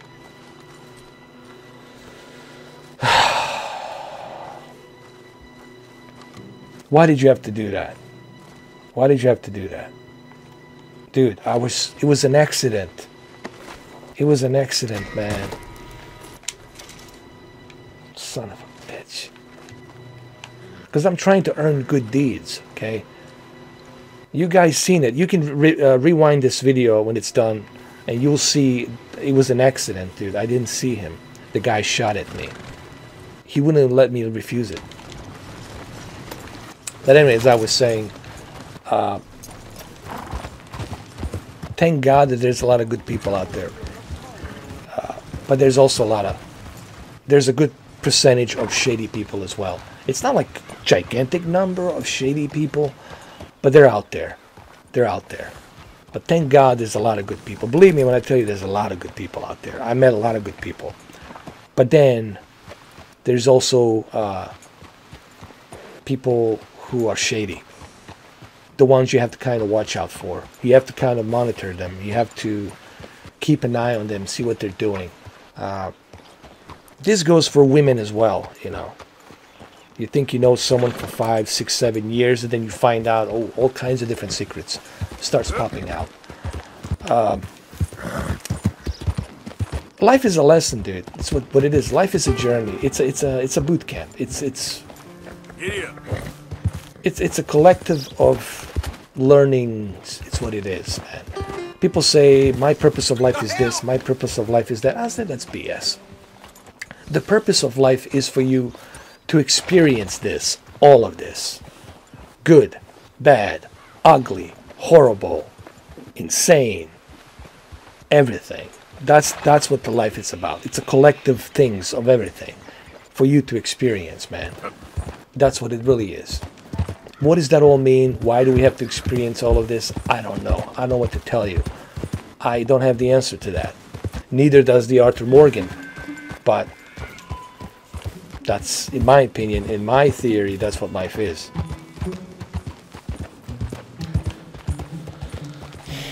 But thank God that it's not all of them. 908, thank God that it's not all of them. You know, there's a lot of good people out there. I want everybody to know there's a lot of good people out there. And I bump into a lot of good people, man. To whom I'm grateful forever. Okay, and I still communicate with them. All the people I have met in my past, man, I'm grateful 100%, man. Forever, till the end of the day, till the end of my time. I'm grateful forever. If they need me, like if they call me today, to these people to whom I met and known, if they call me right now and just say, hey, would you please help me fly out here, fly out there? Dude, I stop everything right now, lock everything, get out of here, get my ticket, go out there right now. Like, that's the kind of, like, respect I have for some of the good people that I met in my life, man. Yeah, some people, yeah, 908, some people. Yep. But, you know, but I hate myself for not being able to see that sometimes. The only regret I have in life is for being naive, you know, being stupid and naive, not to see that. Like, no, he's not using me. No, he can't be. You know, sometimes you don't want to listen to your instincts. You don't want to listen to your voice because it could be wrong. But then later on you realize, oh shit, my voice was right. My instinct was right. There is something shady about this person. Oh, what happened here? Let me cut him down. Hold on.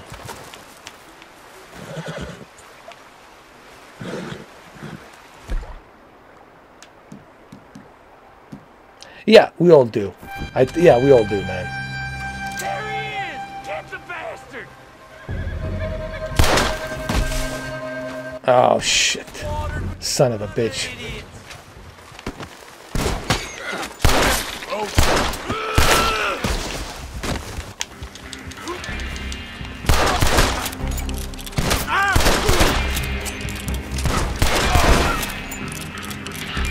Pieces of shit. Oh, we got him. They killed this guy for nothing.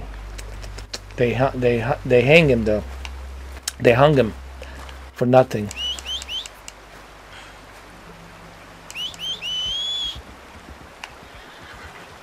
Let's take a photo. This is a good photo here now. Like,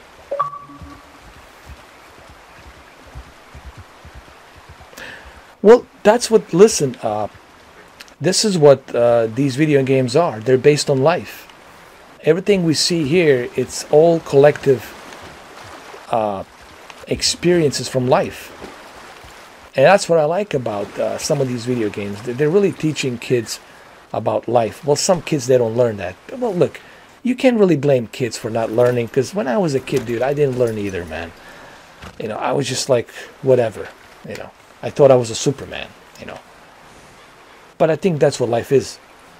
It's a collective of things. As you grow older, as you evolve, you start realizing all sorts of different things, you know, and I think that's what it's about. Yeah, it does.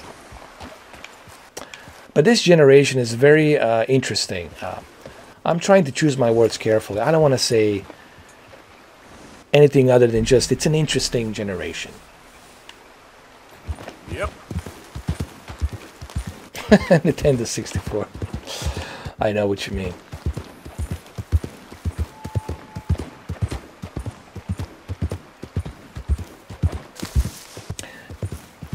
You know, someone asked me the other day, hey, Mr. 4K, somebody wrote me a letter, as a matter of fact, saying, bro, I listen to you when I'm driving, and I go the long distance. I do different types of work where I have to travel across the country, And when I do, I listen to you on the plane. I listen to you in a Uber. I listen to you in me driving a rental car. I said, I wish that you did like podcasts. And I'm like, I would love to do podcasts, but the problem is I would need to find time. You know, I gotta have time to do that, guys. You know, it's because right now I have my main job and I'm doing this. It's really tough. It would be tough for me to squeeze the time to actually do the podcasts. You know, but we'll see what happens. You know, I can never say never. But right now, currently, I just can't do it because I'm so busy, man. You know. Today I worked the entire day. Then I came back to do this for you guys because I promised you I will do it. I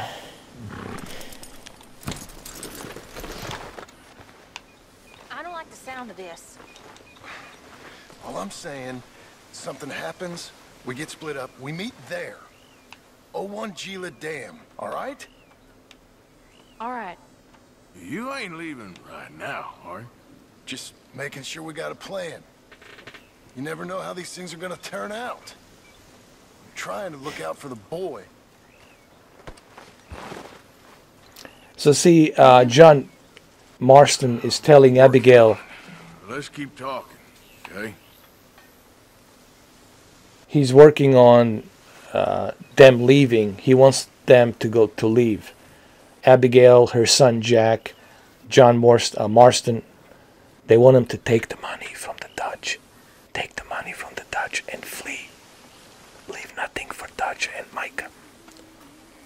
You know. Because he wants them to get away from this mess. He wants them to find a better life. Okay. What's wrong with you, Arthur? Philly, yeah. I only been in Philadelphia like just once. I think one time I was there in October with my cousin, and then we had to drive all the way to where the hell did we go after that? Delaware. We had to drive all the way to Delaware, and then from Delaware we had to go to Jersey. It was a long trip, man. It was a long trip.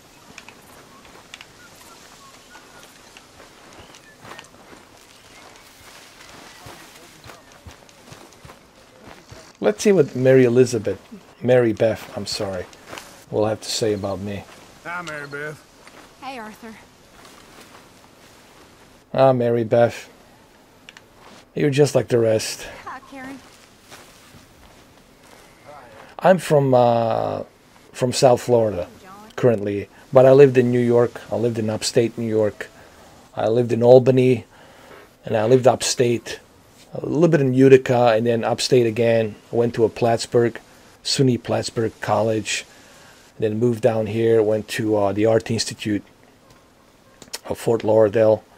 Then I moved to Miami, and then I've been all over the place, man. Been the entire East Coast, man. Been in Savannah, Georgia.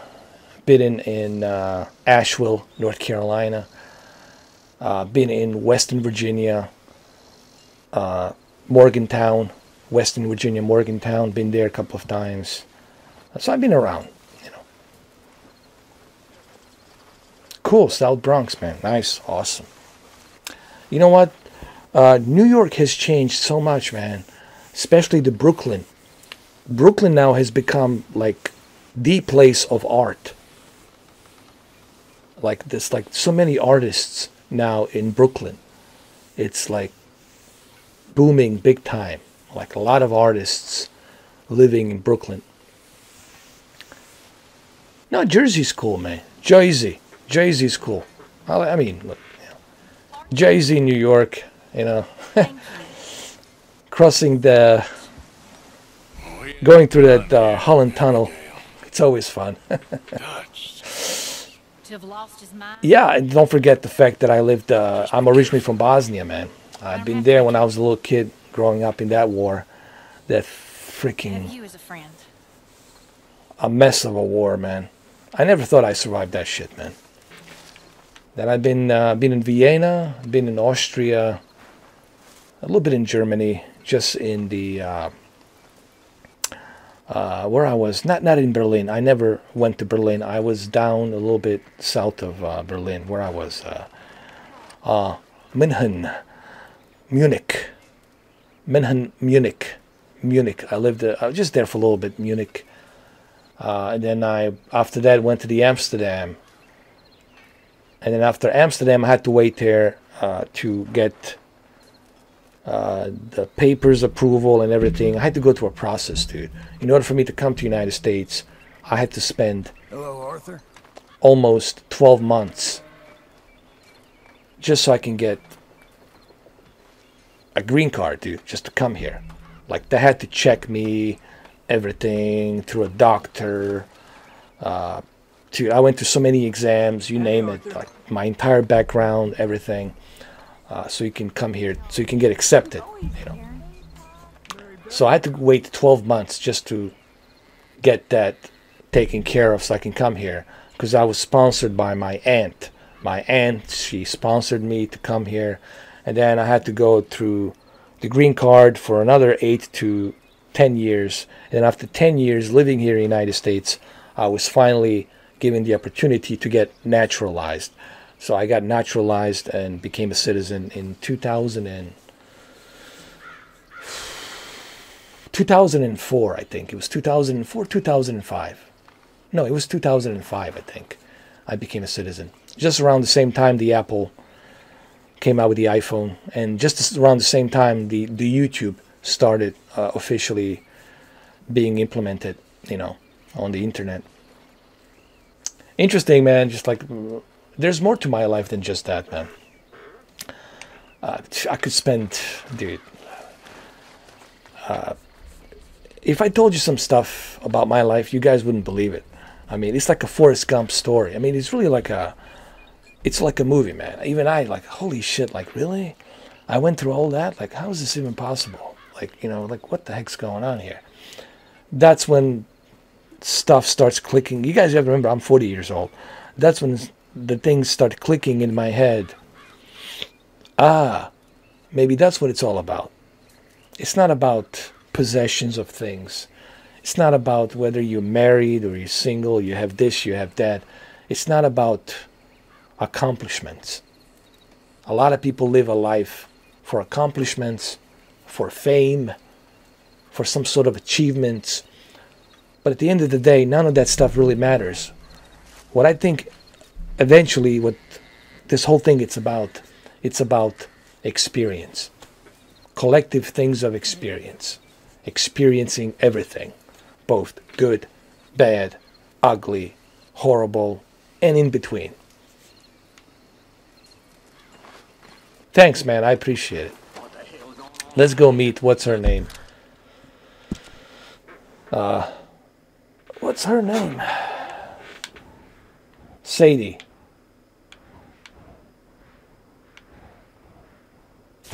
Sadie Adler. Let's go talk to her.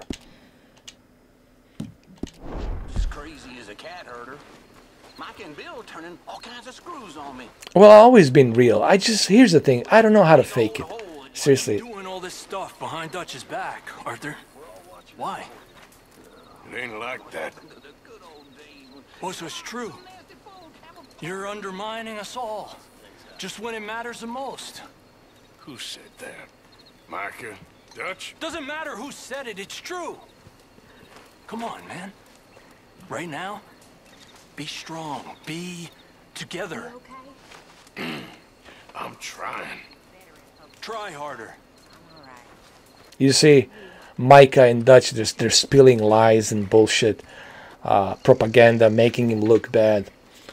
You know, trying to tell everyone that he's trying to break out the outlaws and blah, blah, blah, blah, blah, and, you know, misinformation, stuff like that.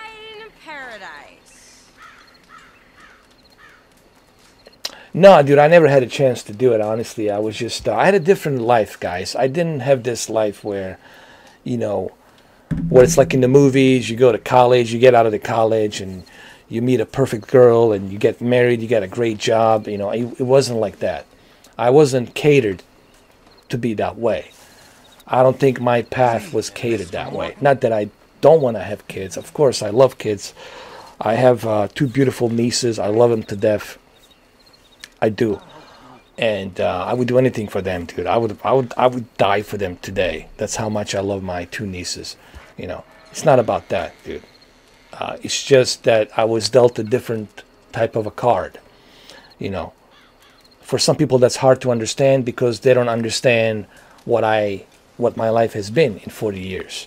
You know what I mean? And they automatically think something's weird with this guy, something's wrong with this guy.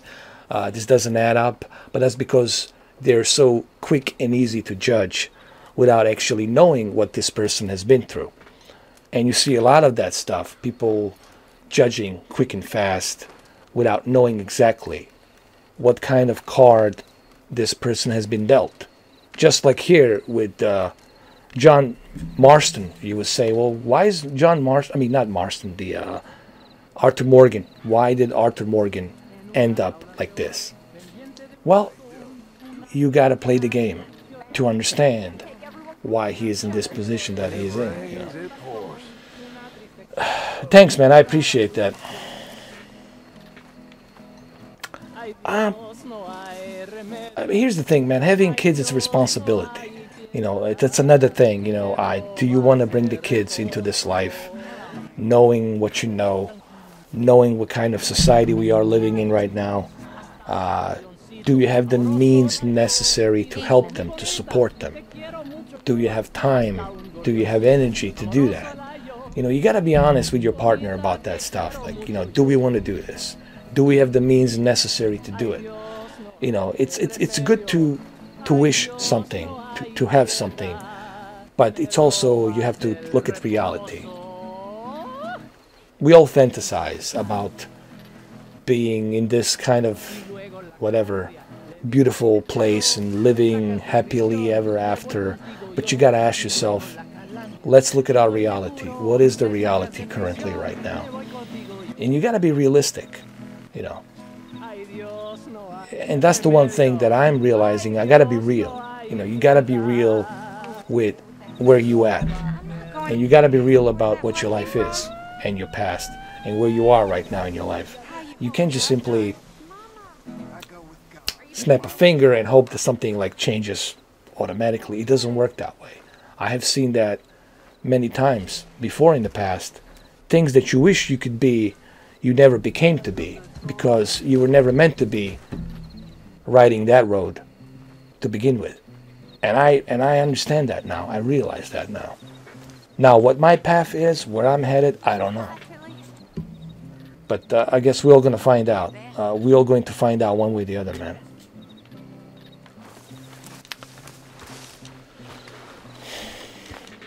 But it's just me, you know.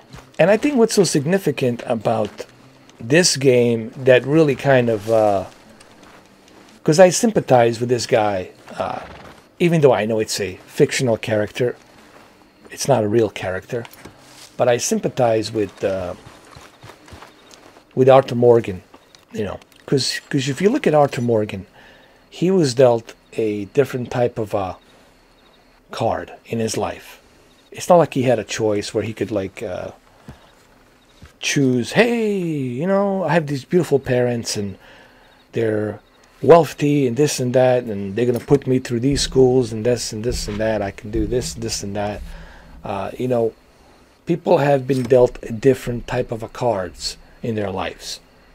You know, not everyone's going to be put into some kind of successful Hollywood, you know, propaganda kind of a movie where everybody's living happy, holding hands and enjoying life. Not everyone's going to be dealt that kind of a card.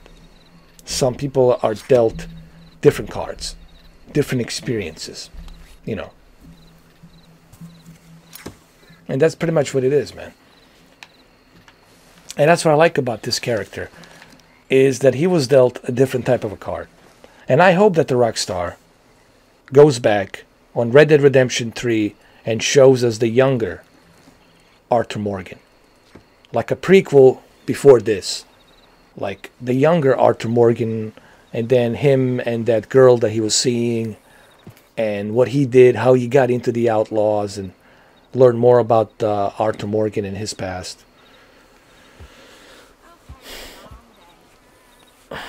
Oh, Vince Tio's voice. Oh my God. I wish I could do it right now, man. But this is sad, man. I don't want to bring him up, man. You know. Look, man. I don't want to. Listen. I don't want to put too much salt on the salt. I already did it on the previous video because I don't want to be this guy that's just, you know, roasting somebody. Okay. I don't want my channel to be about that. You know. I only brought that up a little bit because I felt that it's kind of funny that this guy, it's always talking about the HDR is not great on this game, HDR is not great on that game. I was like, dude, you know, give it a rest. It's HDR. Not every game's gonna look eye candy, eye popping, you know, vibrant. Every developer implements HDR differently. You know. I know. I mean, look, here's the thing, man. I can make you laugh. I can make you fall down on the floor, and you can have hiccups, dude. I had friends of mine, I made them laugh so bad that they couldn't catch a breath, man. They were having hiccups. I had to stop. I was like, I got to stop, you know. Because, but here's the thing. I know a lot of people want me to talk about the other YouTubers and this and that, but I don't want my channel to be about that, you know.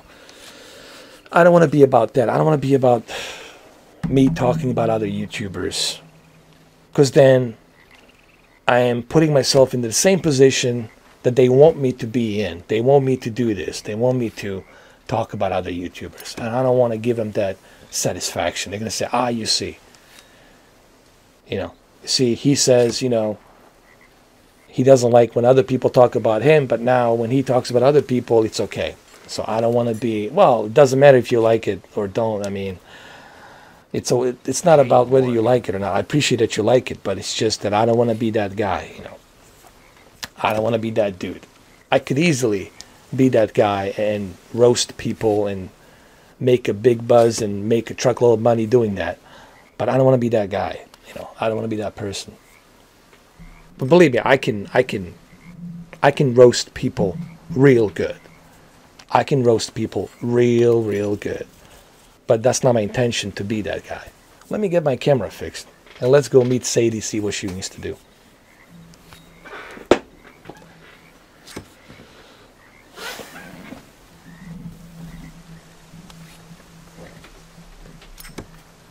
Here we go.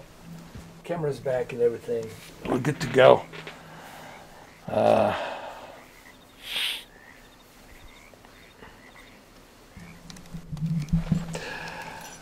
KS8000 is really good, man. Especially with this new update that they did. I would definitely go with the KS8000. If you can get it really cheap, man, go with the KS8000. I know it's edge-lit, but it's still good. You know, it's still good. I have my KS8000, dude. It's probably the best TV I ever bought, honestly. If you can get Q7 for like $1,200, $1,300, or maybe around there somewhere, I say go with it. Yeah, Reynold. Thank you, Reynold, man. I appreciate it. Anyway, let's continue. We got off track here a little bit. Yeah. Oh, Sadie. Adler. You know I'm sick, Sadie. I'm dying. And you throwing knives and I'm dying? Did you hear what I said, Sadie? I'm dying. Are you going to come visit me at my grave? Are you? Sadie. Say something.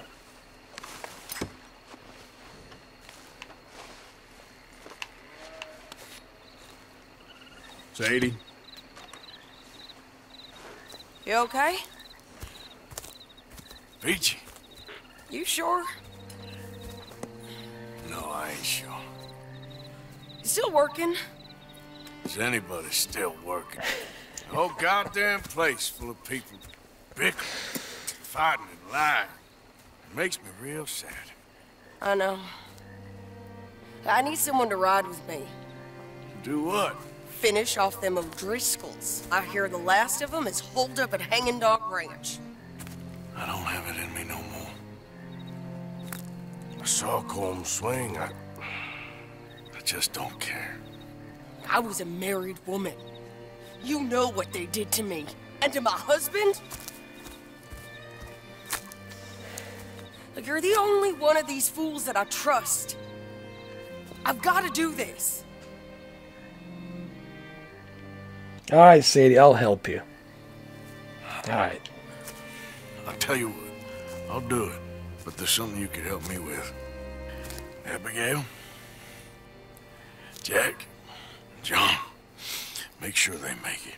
I mean, this whole thing is pretty much done. But when the time comes... How do you mean? When the time comes, you help them. What do you mean? I mean it. Help them escape. When I... You know, you and me, we're more ghosts than people. But them, they could... I know. Of course I will. Thank you, Arthur. You want to ride with me now, or meet me up at Hanging Dog Ranch when you can? I'm gonna go with you right now. Thanks, Arthur. Okay, come on.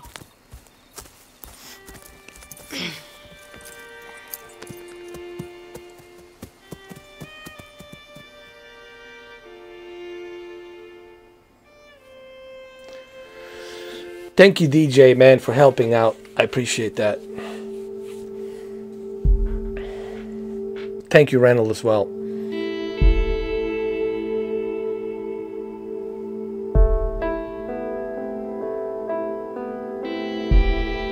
Some more good deeds. I like what he said. He said a quote, "We're more like ghosts than people."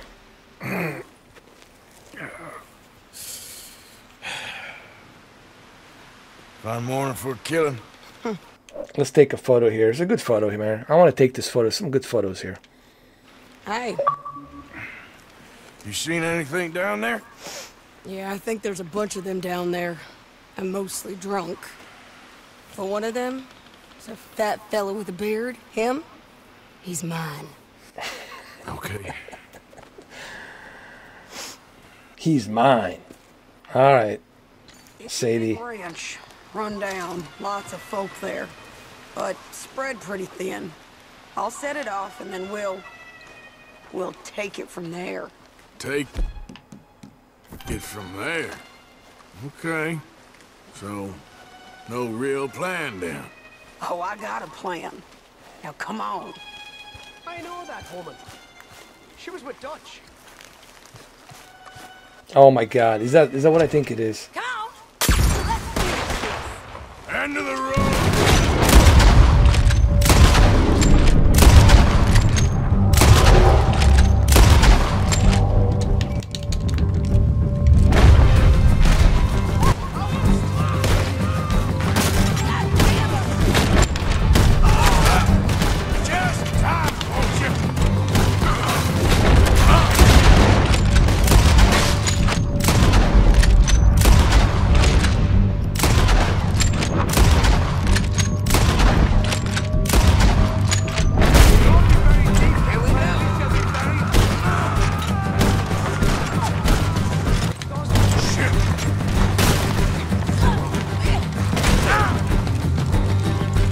Hold on. There we go. Get that. There's a sharpshooter in the hayloft. We gotta try to get around him. Get out of here! Okay, he's dead. Thank you, DJ, man. I appreciate that, bro. I appreciate the compliment. I really do.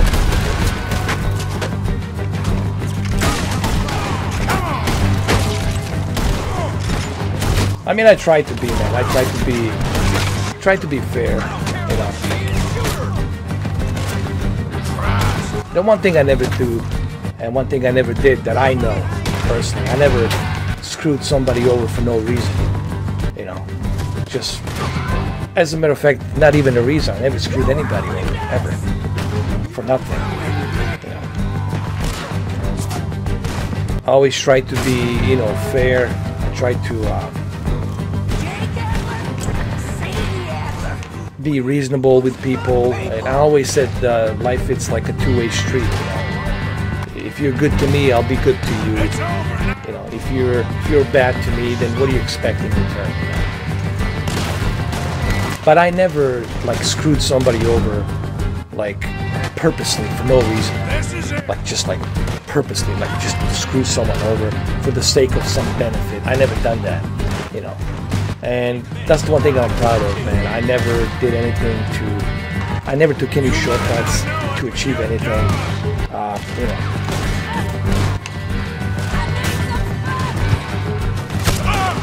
Get behind something! Jake! Adler! Sadie! Adler! Oh my God, Sadie, what you got me into?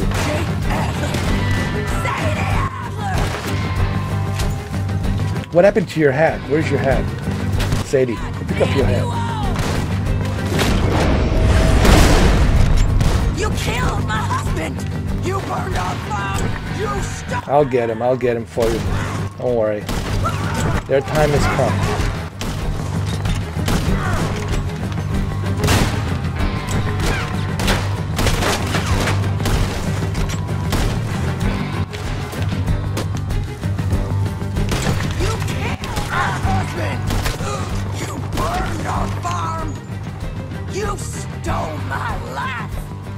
Oh my God. I love Sadie, bro. I'll take the farmhouse. And remember, if he's fat and he's got a— Like LeBron without the headband. There you go. I'll try. Your story is narrative. We're coming over this farm. Don't you count on it.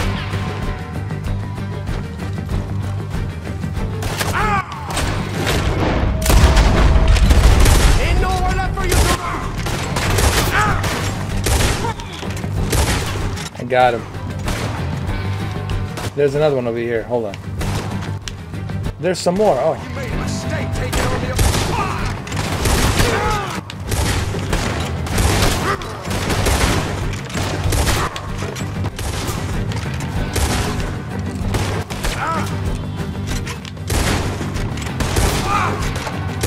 I got him.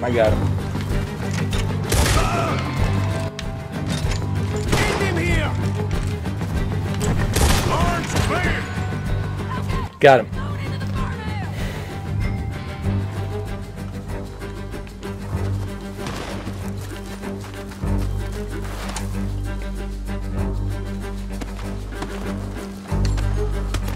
And I think that's the best you can do in life, man. Look, everybody knows who they are and what they've done in the past. If you know within you that you have never done anything wrong, that you never done wrong to anybody, what I'm trying to say, if you know deep down inside you that you never done wrong to anyone in your entire life, then you're good, man. Then I think you're good. You're kind of home free after that.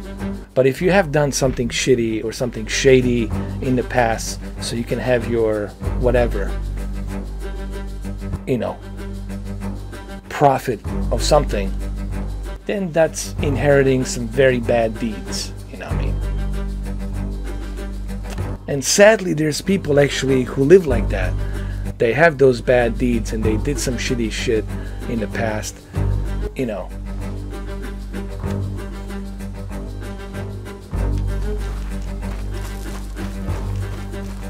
And that's another thing that's also implemented here in this game. It's about earning the good deeds.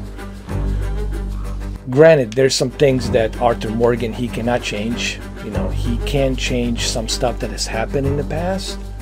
But what he can do, he can make sure that his ending, it's met with the good deeds. Like, if I'm gonna go, I'm gonna make it even. I can't make it totally right, but I'll make it even.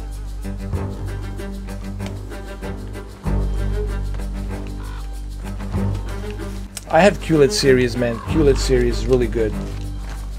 It's the most well-balanced TV that I have owned. Q7, not Q7, Q8 FN. It's probably the most well-balanced TV that I have ever owned. Honestly, in my honest opinion. It's great for gaming. It's great for 4K HDR. The only thing that's missing is Dolby Vision. Like, that's the only caveat. If you don't care about Dolby Vision, if that's not something that's so important to you, then I can tell you, when it comes to gaming, there's no better TV for gaming than the Q8 FN or Q9 FN. These two TVs are perfect for gaming. It just so happens that Q8 FN, Q9 FN happen to have a great picture quality and great gaming as well. No, it has no Dolby Vision. No. That's my only caveat. That's like my only complaint, but I don't know. It depends, you know, how big of a deal that is to you, you know. To me, it's like not such a big deal because I already have Dolby Vision television. I have 2 Dolby Vision televisions, so it's not like something that I like, you know, would cry about. But I gotta tell you, Dolby Vision on Z9F and Z9D, especially Z9F on Sony, looks really good, man. I'll admit that. I'll say that because I've seen it. But then again, there's other things that Z9D and Z9F is missing. It's not like super great for gaming, you know, and Samsung is just better for gaming, honestly. It's more responsive. It's much better performance on gaming. You're gonna love Samsung for gaming. I guarantee you that.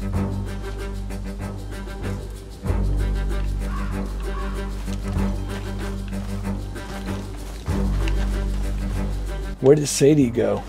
She's here. Is she up on the roof? Oh my God, Sadie, did you go up on the roof? Oh, yes, you did. Oh, Sadie, Sadie, Sadie. She went up on the roof.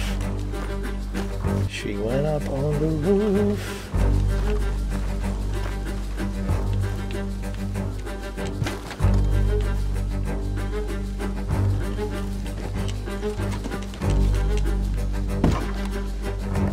Oh, Sadie, Sadie, where are you? Did she go this way?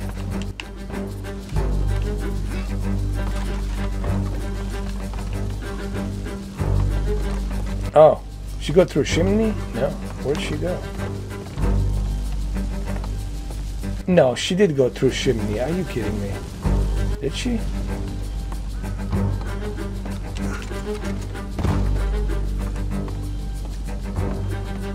Alright. Oh, shit.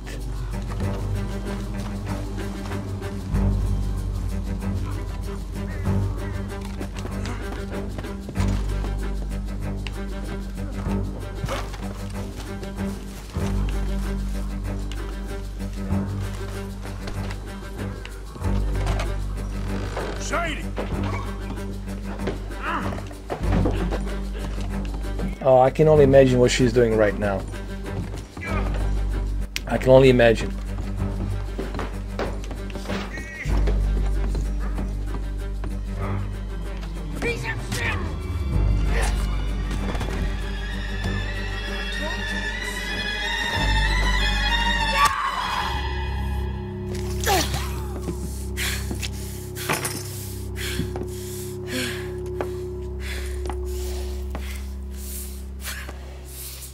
You okay? Yeah. He was a good man, my Jakey. Let me take a screenshot here. It's cool.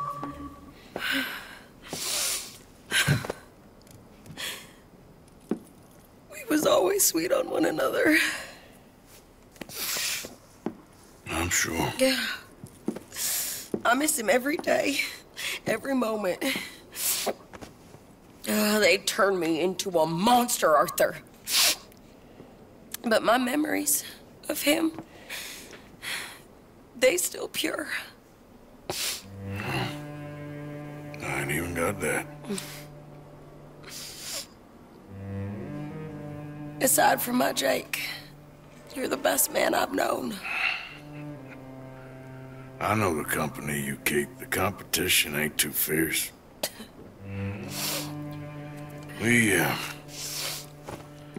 We should get away from her.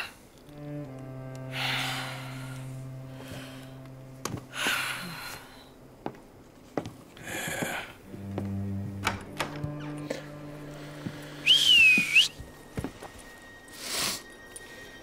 I think I need to be alone for a bit. I understand. You, I want to get yourself cleaned up. Thank you, Arthur.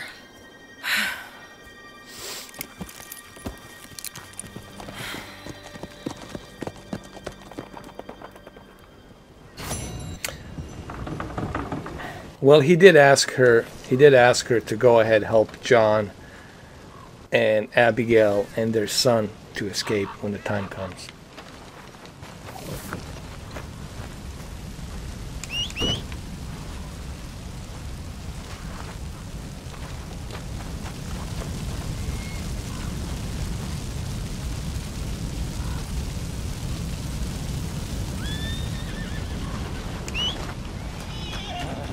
What the hell is this? Oh my god. The vultures. Shit.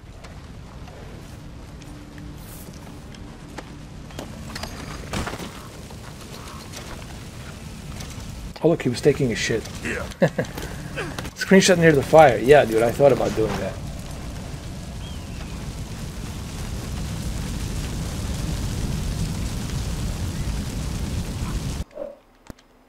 Here we go.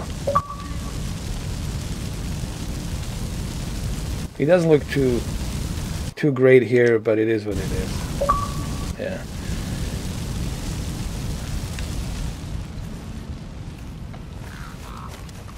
What was those big birds? Vultures? What you call them? Those big birds, man. Time to go, boy. They're huge, man.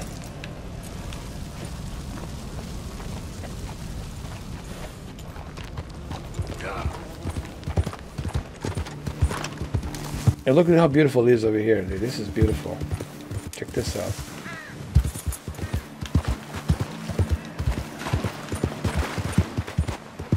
This game is just, it's pretty awesome, man. Oh, this would be a good photo here. There's a good tree over here I like. That's nice.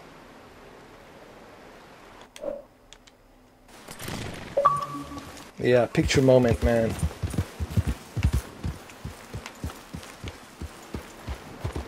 Let's, there's this tree. It's an interesting tree. It's an interesting tree over here.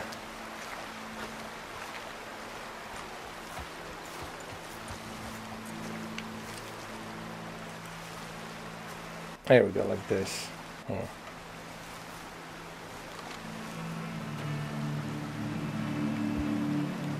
For the memories.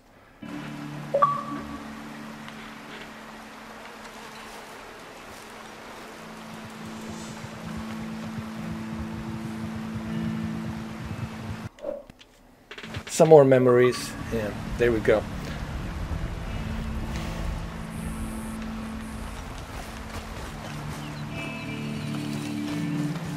There he is. Oh shit, they found me. Run. I shouldn't have hung around here.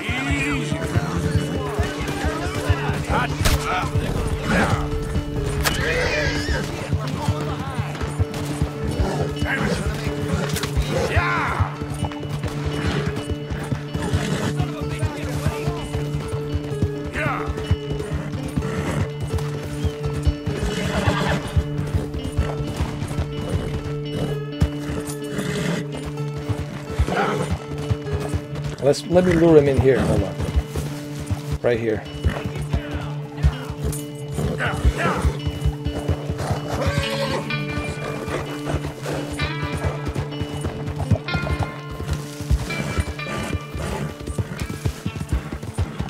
Alright, I was able to escape.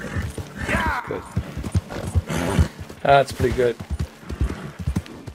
I was able to escape. Run to the forest, brother. To the forest. Look at this forest. Who died here? Hold on. Someone died here. Alright, rest. No, it's not. No one died here. It's just a strawberry. Alright, let's take a photo here too. Strawberry.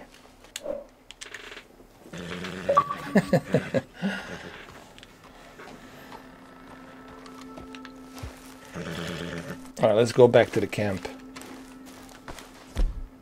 Poor guy, man. It's barely walking. It's barely walking. Look, he's barely like... What? Wow.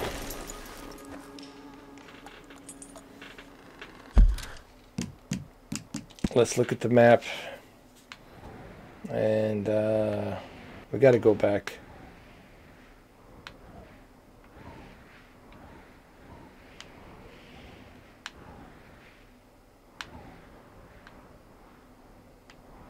There's a stranger there.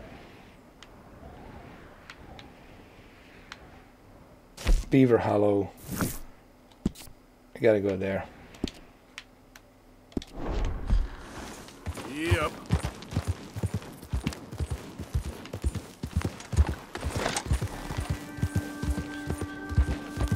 Alright, let's get out of here.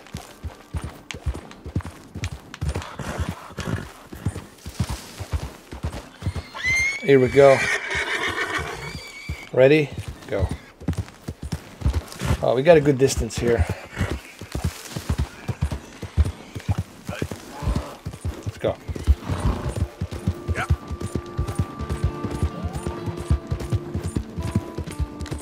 The more and more you explore this game, the more you realize why it's a masterpiece.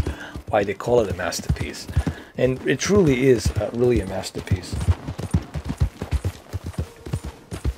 Just look how beautiful it looks, like right here. Okay, you guys can take this, use it for your Xbox One X as a team. Here we go. You can use this. Go to my Xbox Live. You can use it. Put it in the background for your Xbox Live. There you go. Beautiful. Just beautiful, man.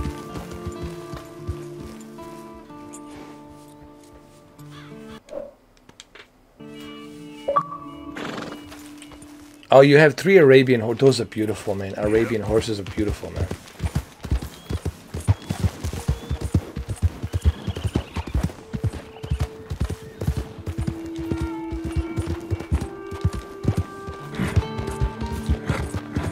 Look at these horses. They're so beautiful. Look at them.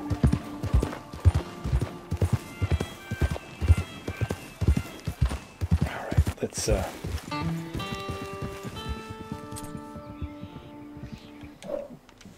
take a photo here too. Looks good.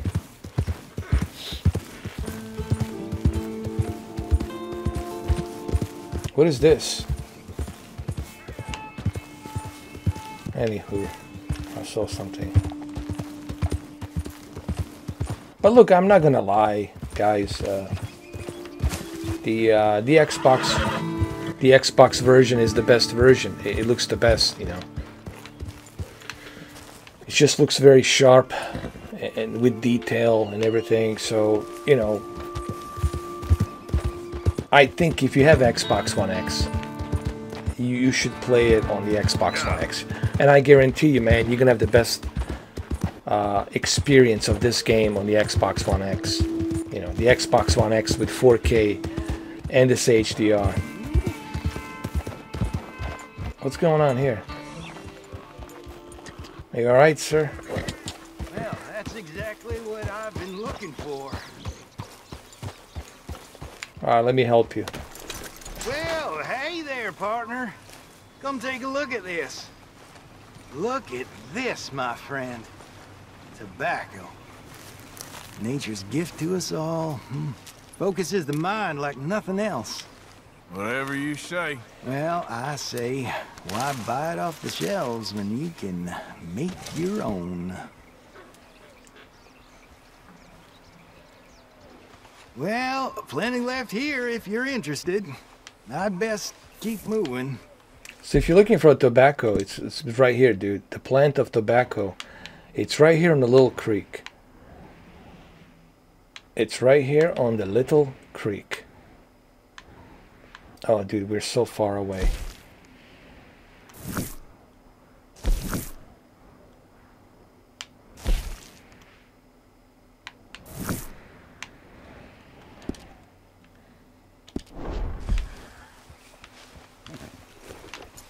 Alright, we'll pick that up.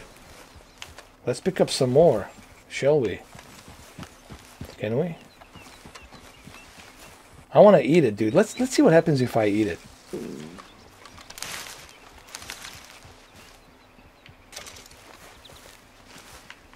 Let me try and eat it. Hold on.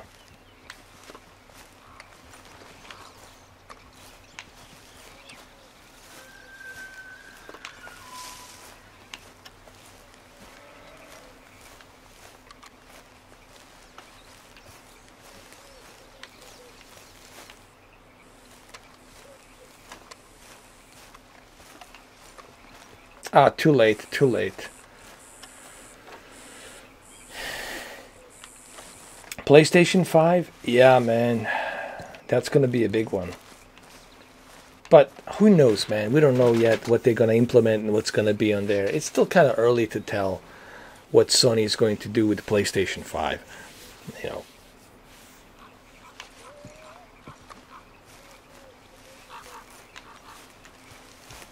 Alright, let's go ahead and let's take one more photo here for the good old time's sakes. Hey. Let's get on the horse. Let's continue to our journey. Yeah.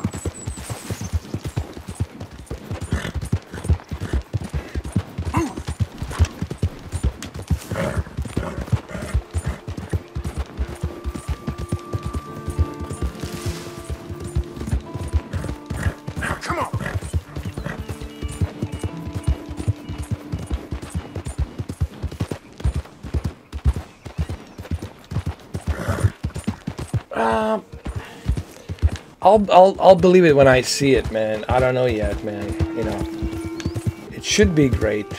It should be awesome, but I don't know. We might be disappointed too. You know, I mean, there's that too. You know, I've learned you get excited for something for so long, and then you get disappointed after so long.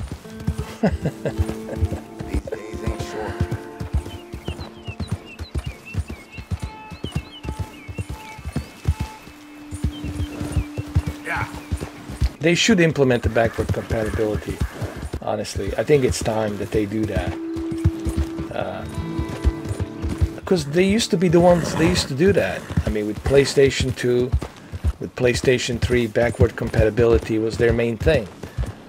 I was disappointed that they didn't do that with PlayStation 4. I was like, what?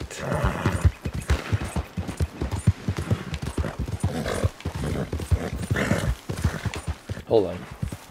I thought I saw something. Easy. Whoa, whoa. There, boy. There.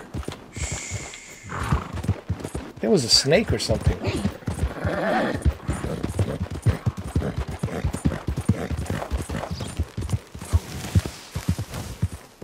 There was a ghost train. Someone says there's a ghost train around here somewhere. You have to wait at night and then you see a ghost train. Let's take a photo here too.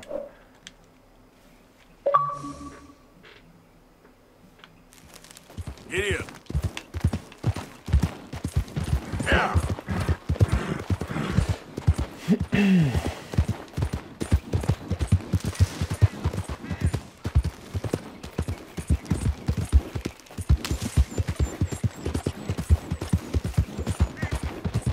What the hell is this?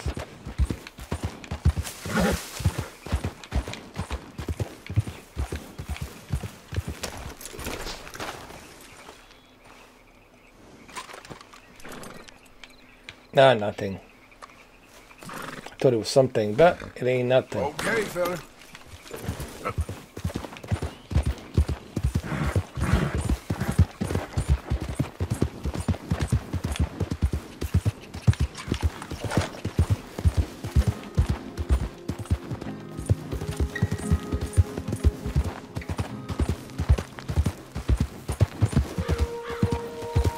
I think I remember that, man. I think I remember that controller. I had one for the Xbox 360. The one you're talking about. Nakun 2. I remember it. It has the rechargeable batteries and stuff like that. Pretty cool, man. Yep.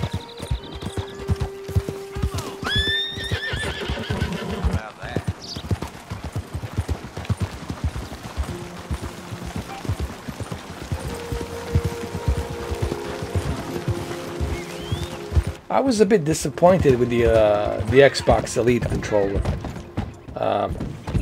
With that rubber coming off, you know, it's like, I don't know, $150, and you know, the rubber's coming off, and they couldn't figure out the way to keep that rubber intact on the controller. I just felt like they could have done a better job, man. Yeah. Just a bit disappointing. Hey, what is that? Did you see that? What is that? Is that eagle? Hold on. Where's my, hold on. Dude, there's so much. Listen, when I tell you... Yeah, I think it was an eagle. What is it? Like I said, if this game didn't have multiplayer, it wouldn't bother me. No, really, I mean, if it didn't have a multiplayer, it wouldn't bother me. There's so much to do in this game. Oh, this is beautiful. We got to take a photo here too, man.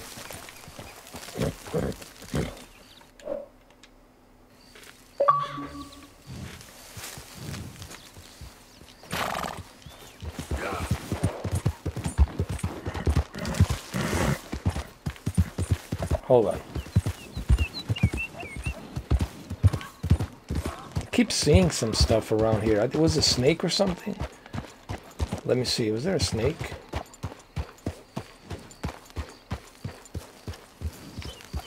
No, my bad.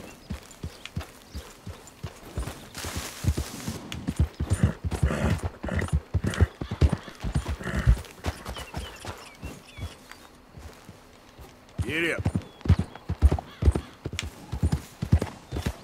Easy. Whoa.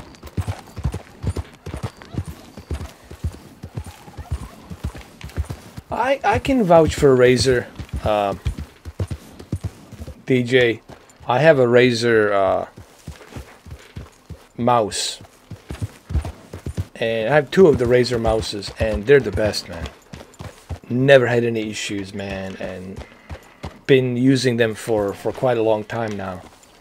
Like my Razer mouses that I have, they have this magnetic thing where you can, you know, make it smaller, bigger. It's like a transformer. You can transform it into anything you want. I forgot the name of it. I'll show it to you guys one day. It looks like a Batmobile, but you can take it apart, put it back together. It's just an amazing controller. Yeah, but you know, you get what you pay for. With a Razer, you get what you pay for. You know, you want to have a good controller? I mean, to me, the mouse, when it comes to mouse, buying a mouse, man, Razer is it, you know. I only think about the Razer. And they really work good, man.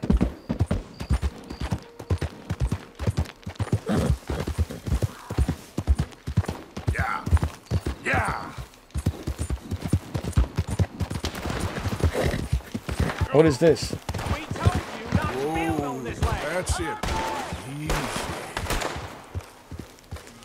No, we're gonna save you!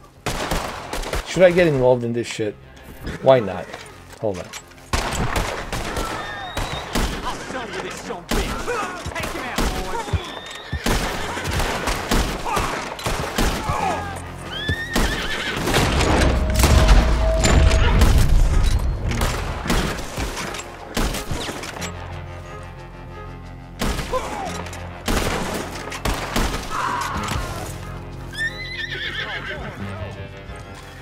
What's happening here?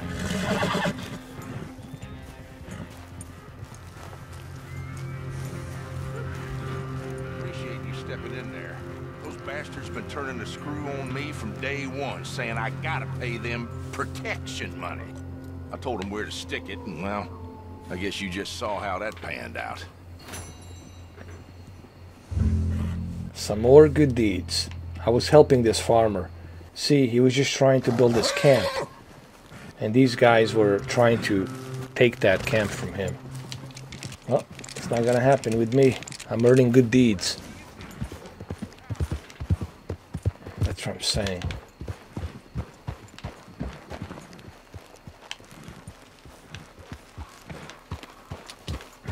Man, this game is so good.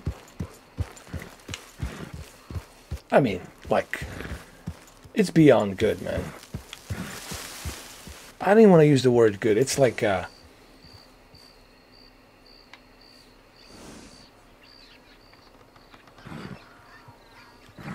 this is great. I don't even know what words to use, man. It's like,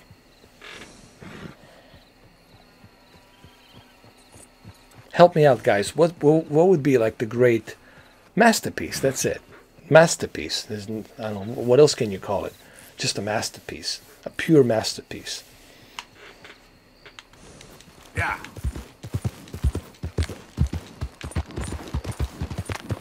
Come on.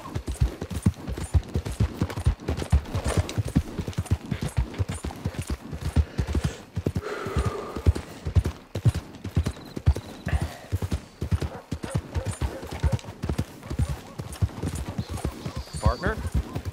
Who is this? What's he doing here? All right, then. Hey there. Do I know him? Hold on. Just admiring your horse there. Thanks. What is wrong with you?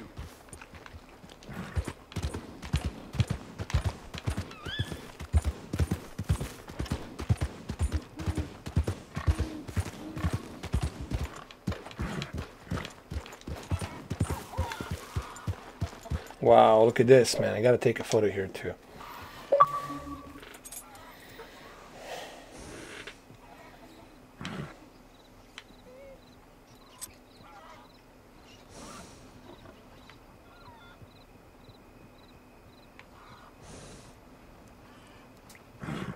Now the question I have for you guys is this. I mean, this character is so good that I feel just bringing you to the very end of the game would be kind of sad. What I think, here's what I want to do. Instead of bringing him to the very end of the game, what I want to do with you guys tomorrow is I want to show you some Easter eggs before we completely bring Arthur Morgan, you know, to his end, to his resting place. There's things I want to show you before we finish with Arthur Morgan. There's so many Easter eggs I want to show you. There's so many things we could explore here. Check different things out and whatnot. And I just don't feel like hurrying it up and bringing, you know, the resting place, the end of the game, you know. Because there's so much here. There's so many... Did I tell you that the Arthur Morgan had a sister? Has a sister. And there's also a mission where you got to go and meet with someone and then send a letter to his sister. Like he wants to write a letter to his sister to let her know that he's dying. Like he doesn't have much time left. He doesn't know how much time he has left. So he wants to write her a letter. But before we get to all of that, I want to do this tomorrow. Yes, we will do multiplayer. We'll check the multiplayer first. But I also felt like not rushing through this game. Because I want to show you some other stuff. I want to show you some of the Easter eggs that are here. There's so many Easter eggs for you guys here to check and see. So what I'm going to try to do tomorrow, I'll try to show you these Easter eggs. See the UFOs. See the, you know, there's a one thing with the bear scare. There's ghosts. There's vampire. There's a vampire here somewhere. In where was it? Not in Rhodes, right here in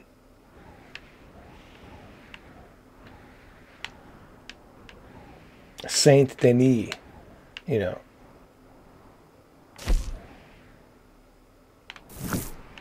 So there's a bunch of Easter eggs. I mean, there's so much to do here, guys. I don't think people realize there's so much to do. And people who rush through this game, why? I always tell people why. Like, why do you want to rush through this game? This game, it's so delicious. It's like when you're eating a good meat, when you're eating a good kebab or eating some good food. You don't want to rush through it. You want to enjoy it, man, you know. Hey, what's up, Steve? Yes, I think it will happen. Sadie Adler, we will learn about her life before and I guess her life after Arthur Morgan passed away. But I would also like to, if possible, I don't know, maybe they'll do this. There's two DLCs I would like to see. Number one, I want to see Sadie Adler. Will definitely see that. Sadie Adler DLC is coming. For sure. That will happen. But the one I really want to see, the one DLC I would love to see is young Arthur Morgan. To learn more about Arthur Morgan's past, when he was younger, how he met that other girl, Mary, you know, him and Hosea. That would be interesting to see if the producer, Rob Nelson, will do that. You know. So, we'll see. We'll see. Again, this is all in the hands of Rockstar. But I think Sadie Adler will definitely see. For sure, we'll see that happen.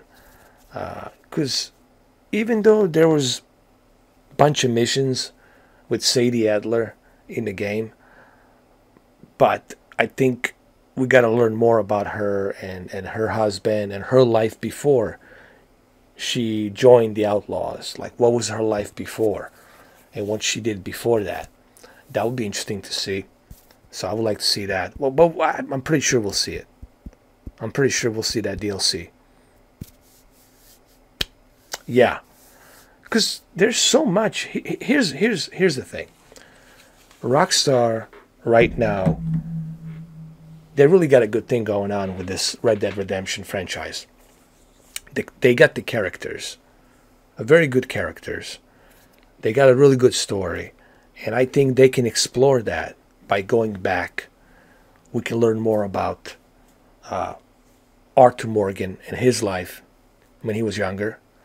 We can learn more about Sadie Adler.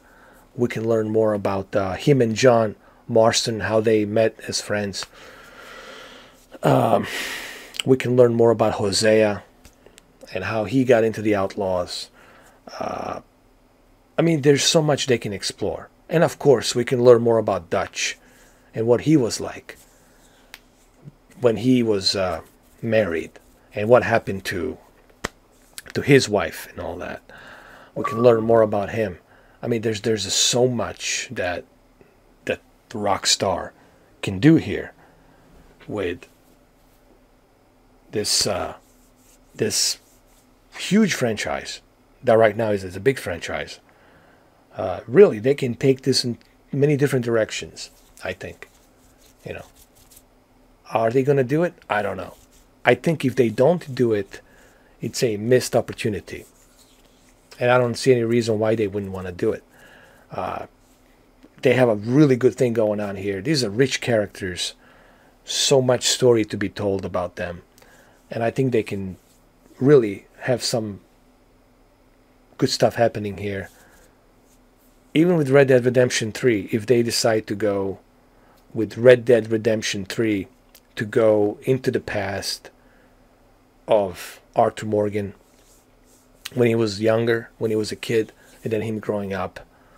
If they do that with Red Dead Redemption 3, that would be great. I would love to see that, if that ever happens. So there's so many different directions they can take this, you know. Thanks for the invite, but man, it's getting late. It's 1:30 in the morning, man. You know, I've been streaming now for almost 3 hours. Like I said, I don't want to push this and rush this, because the ending, it's really sad. I mean, it's like, you guys are going to cry. It's 15 minutes of crying. It's what's going to be. It's grueling, and it's not a fun ending, dude.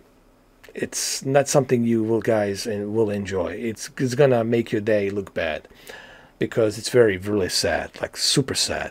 So I don't want to get you guys to that point of really, really, really, really sad, you know, because it's really, really sad. What I'm going to do tomorrow is I'm going to explore this map. I'm going to show you some cool stuff, some Easter eggs. They're out there, really cool Easter eggs. And then we're going to do a little bit of multiplayer. We'll mix it up with the multiplayer, and then we'll go back to the Easter eggs and do that, you know. Good morning, Dave. There he comes again. So I'm going to do that tomorrow. I know I said the last goodbye, but it's not the last goodbye. You know, it's misleading. Not intentionally. It's just I changed my mind. I don't want to bring you guys to the ending of the game, because it's super, super sad. I have 3 different saves that I saved in different checkpoints. I already finished the game, but I also reloaded my previous loads that I saved the game. That's what I basically did, to show you the all of this to a certain checkpoint. Okay, so I'll see you guys tomorrow, man. Thank you for stopping by. And you know, it's late here. It's 1:30 in the morning. Plus, I've been working all day long. I'm kind of tired. So I'll see you guys tomorrow. I'm going to show you the multiplayer. I'm going to show you some Easter eggs.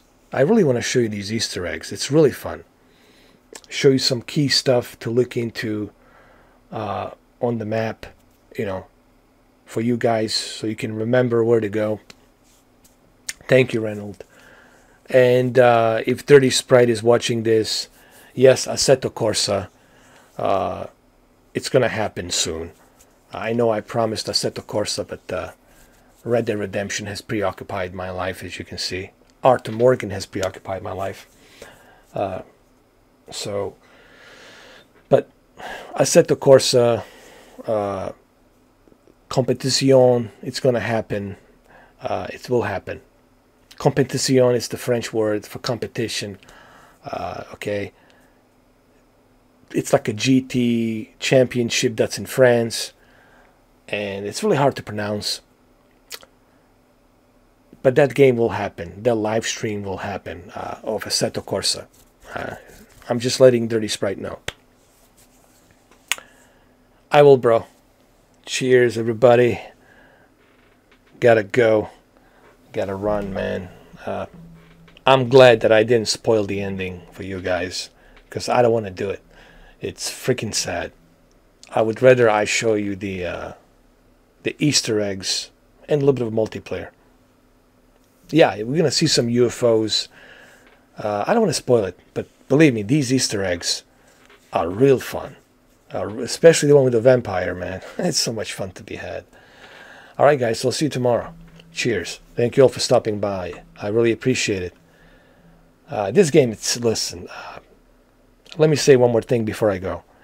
If this game was $120, take my money. It's worth every penny.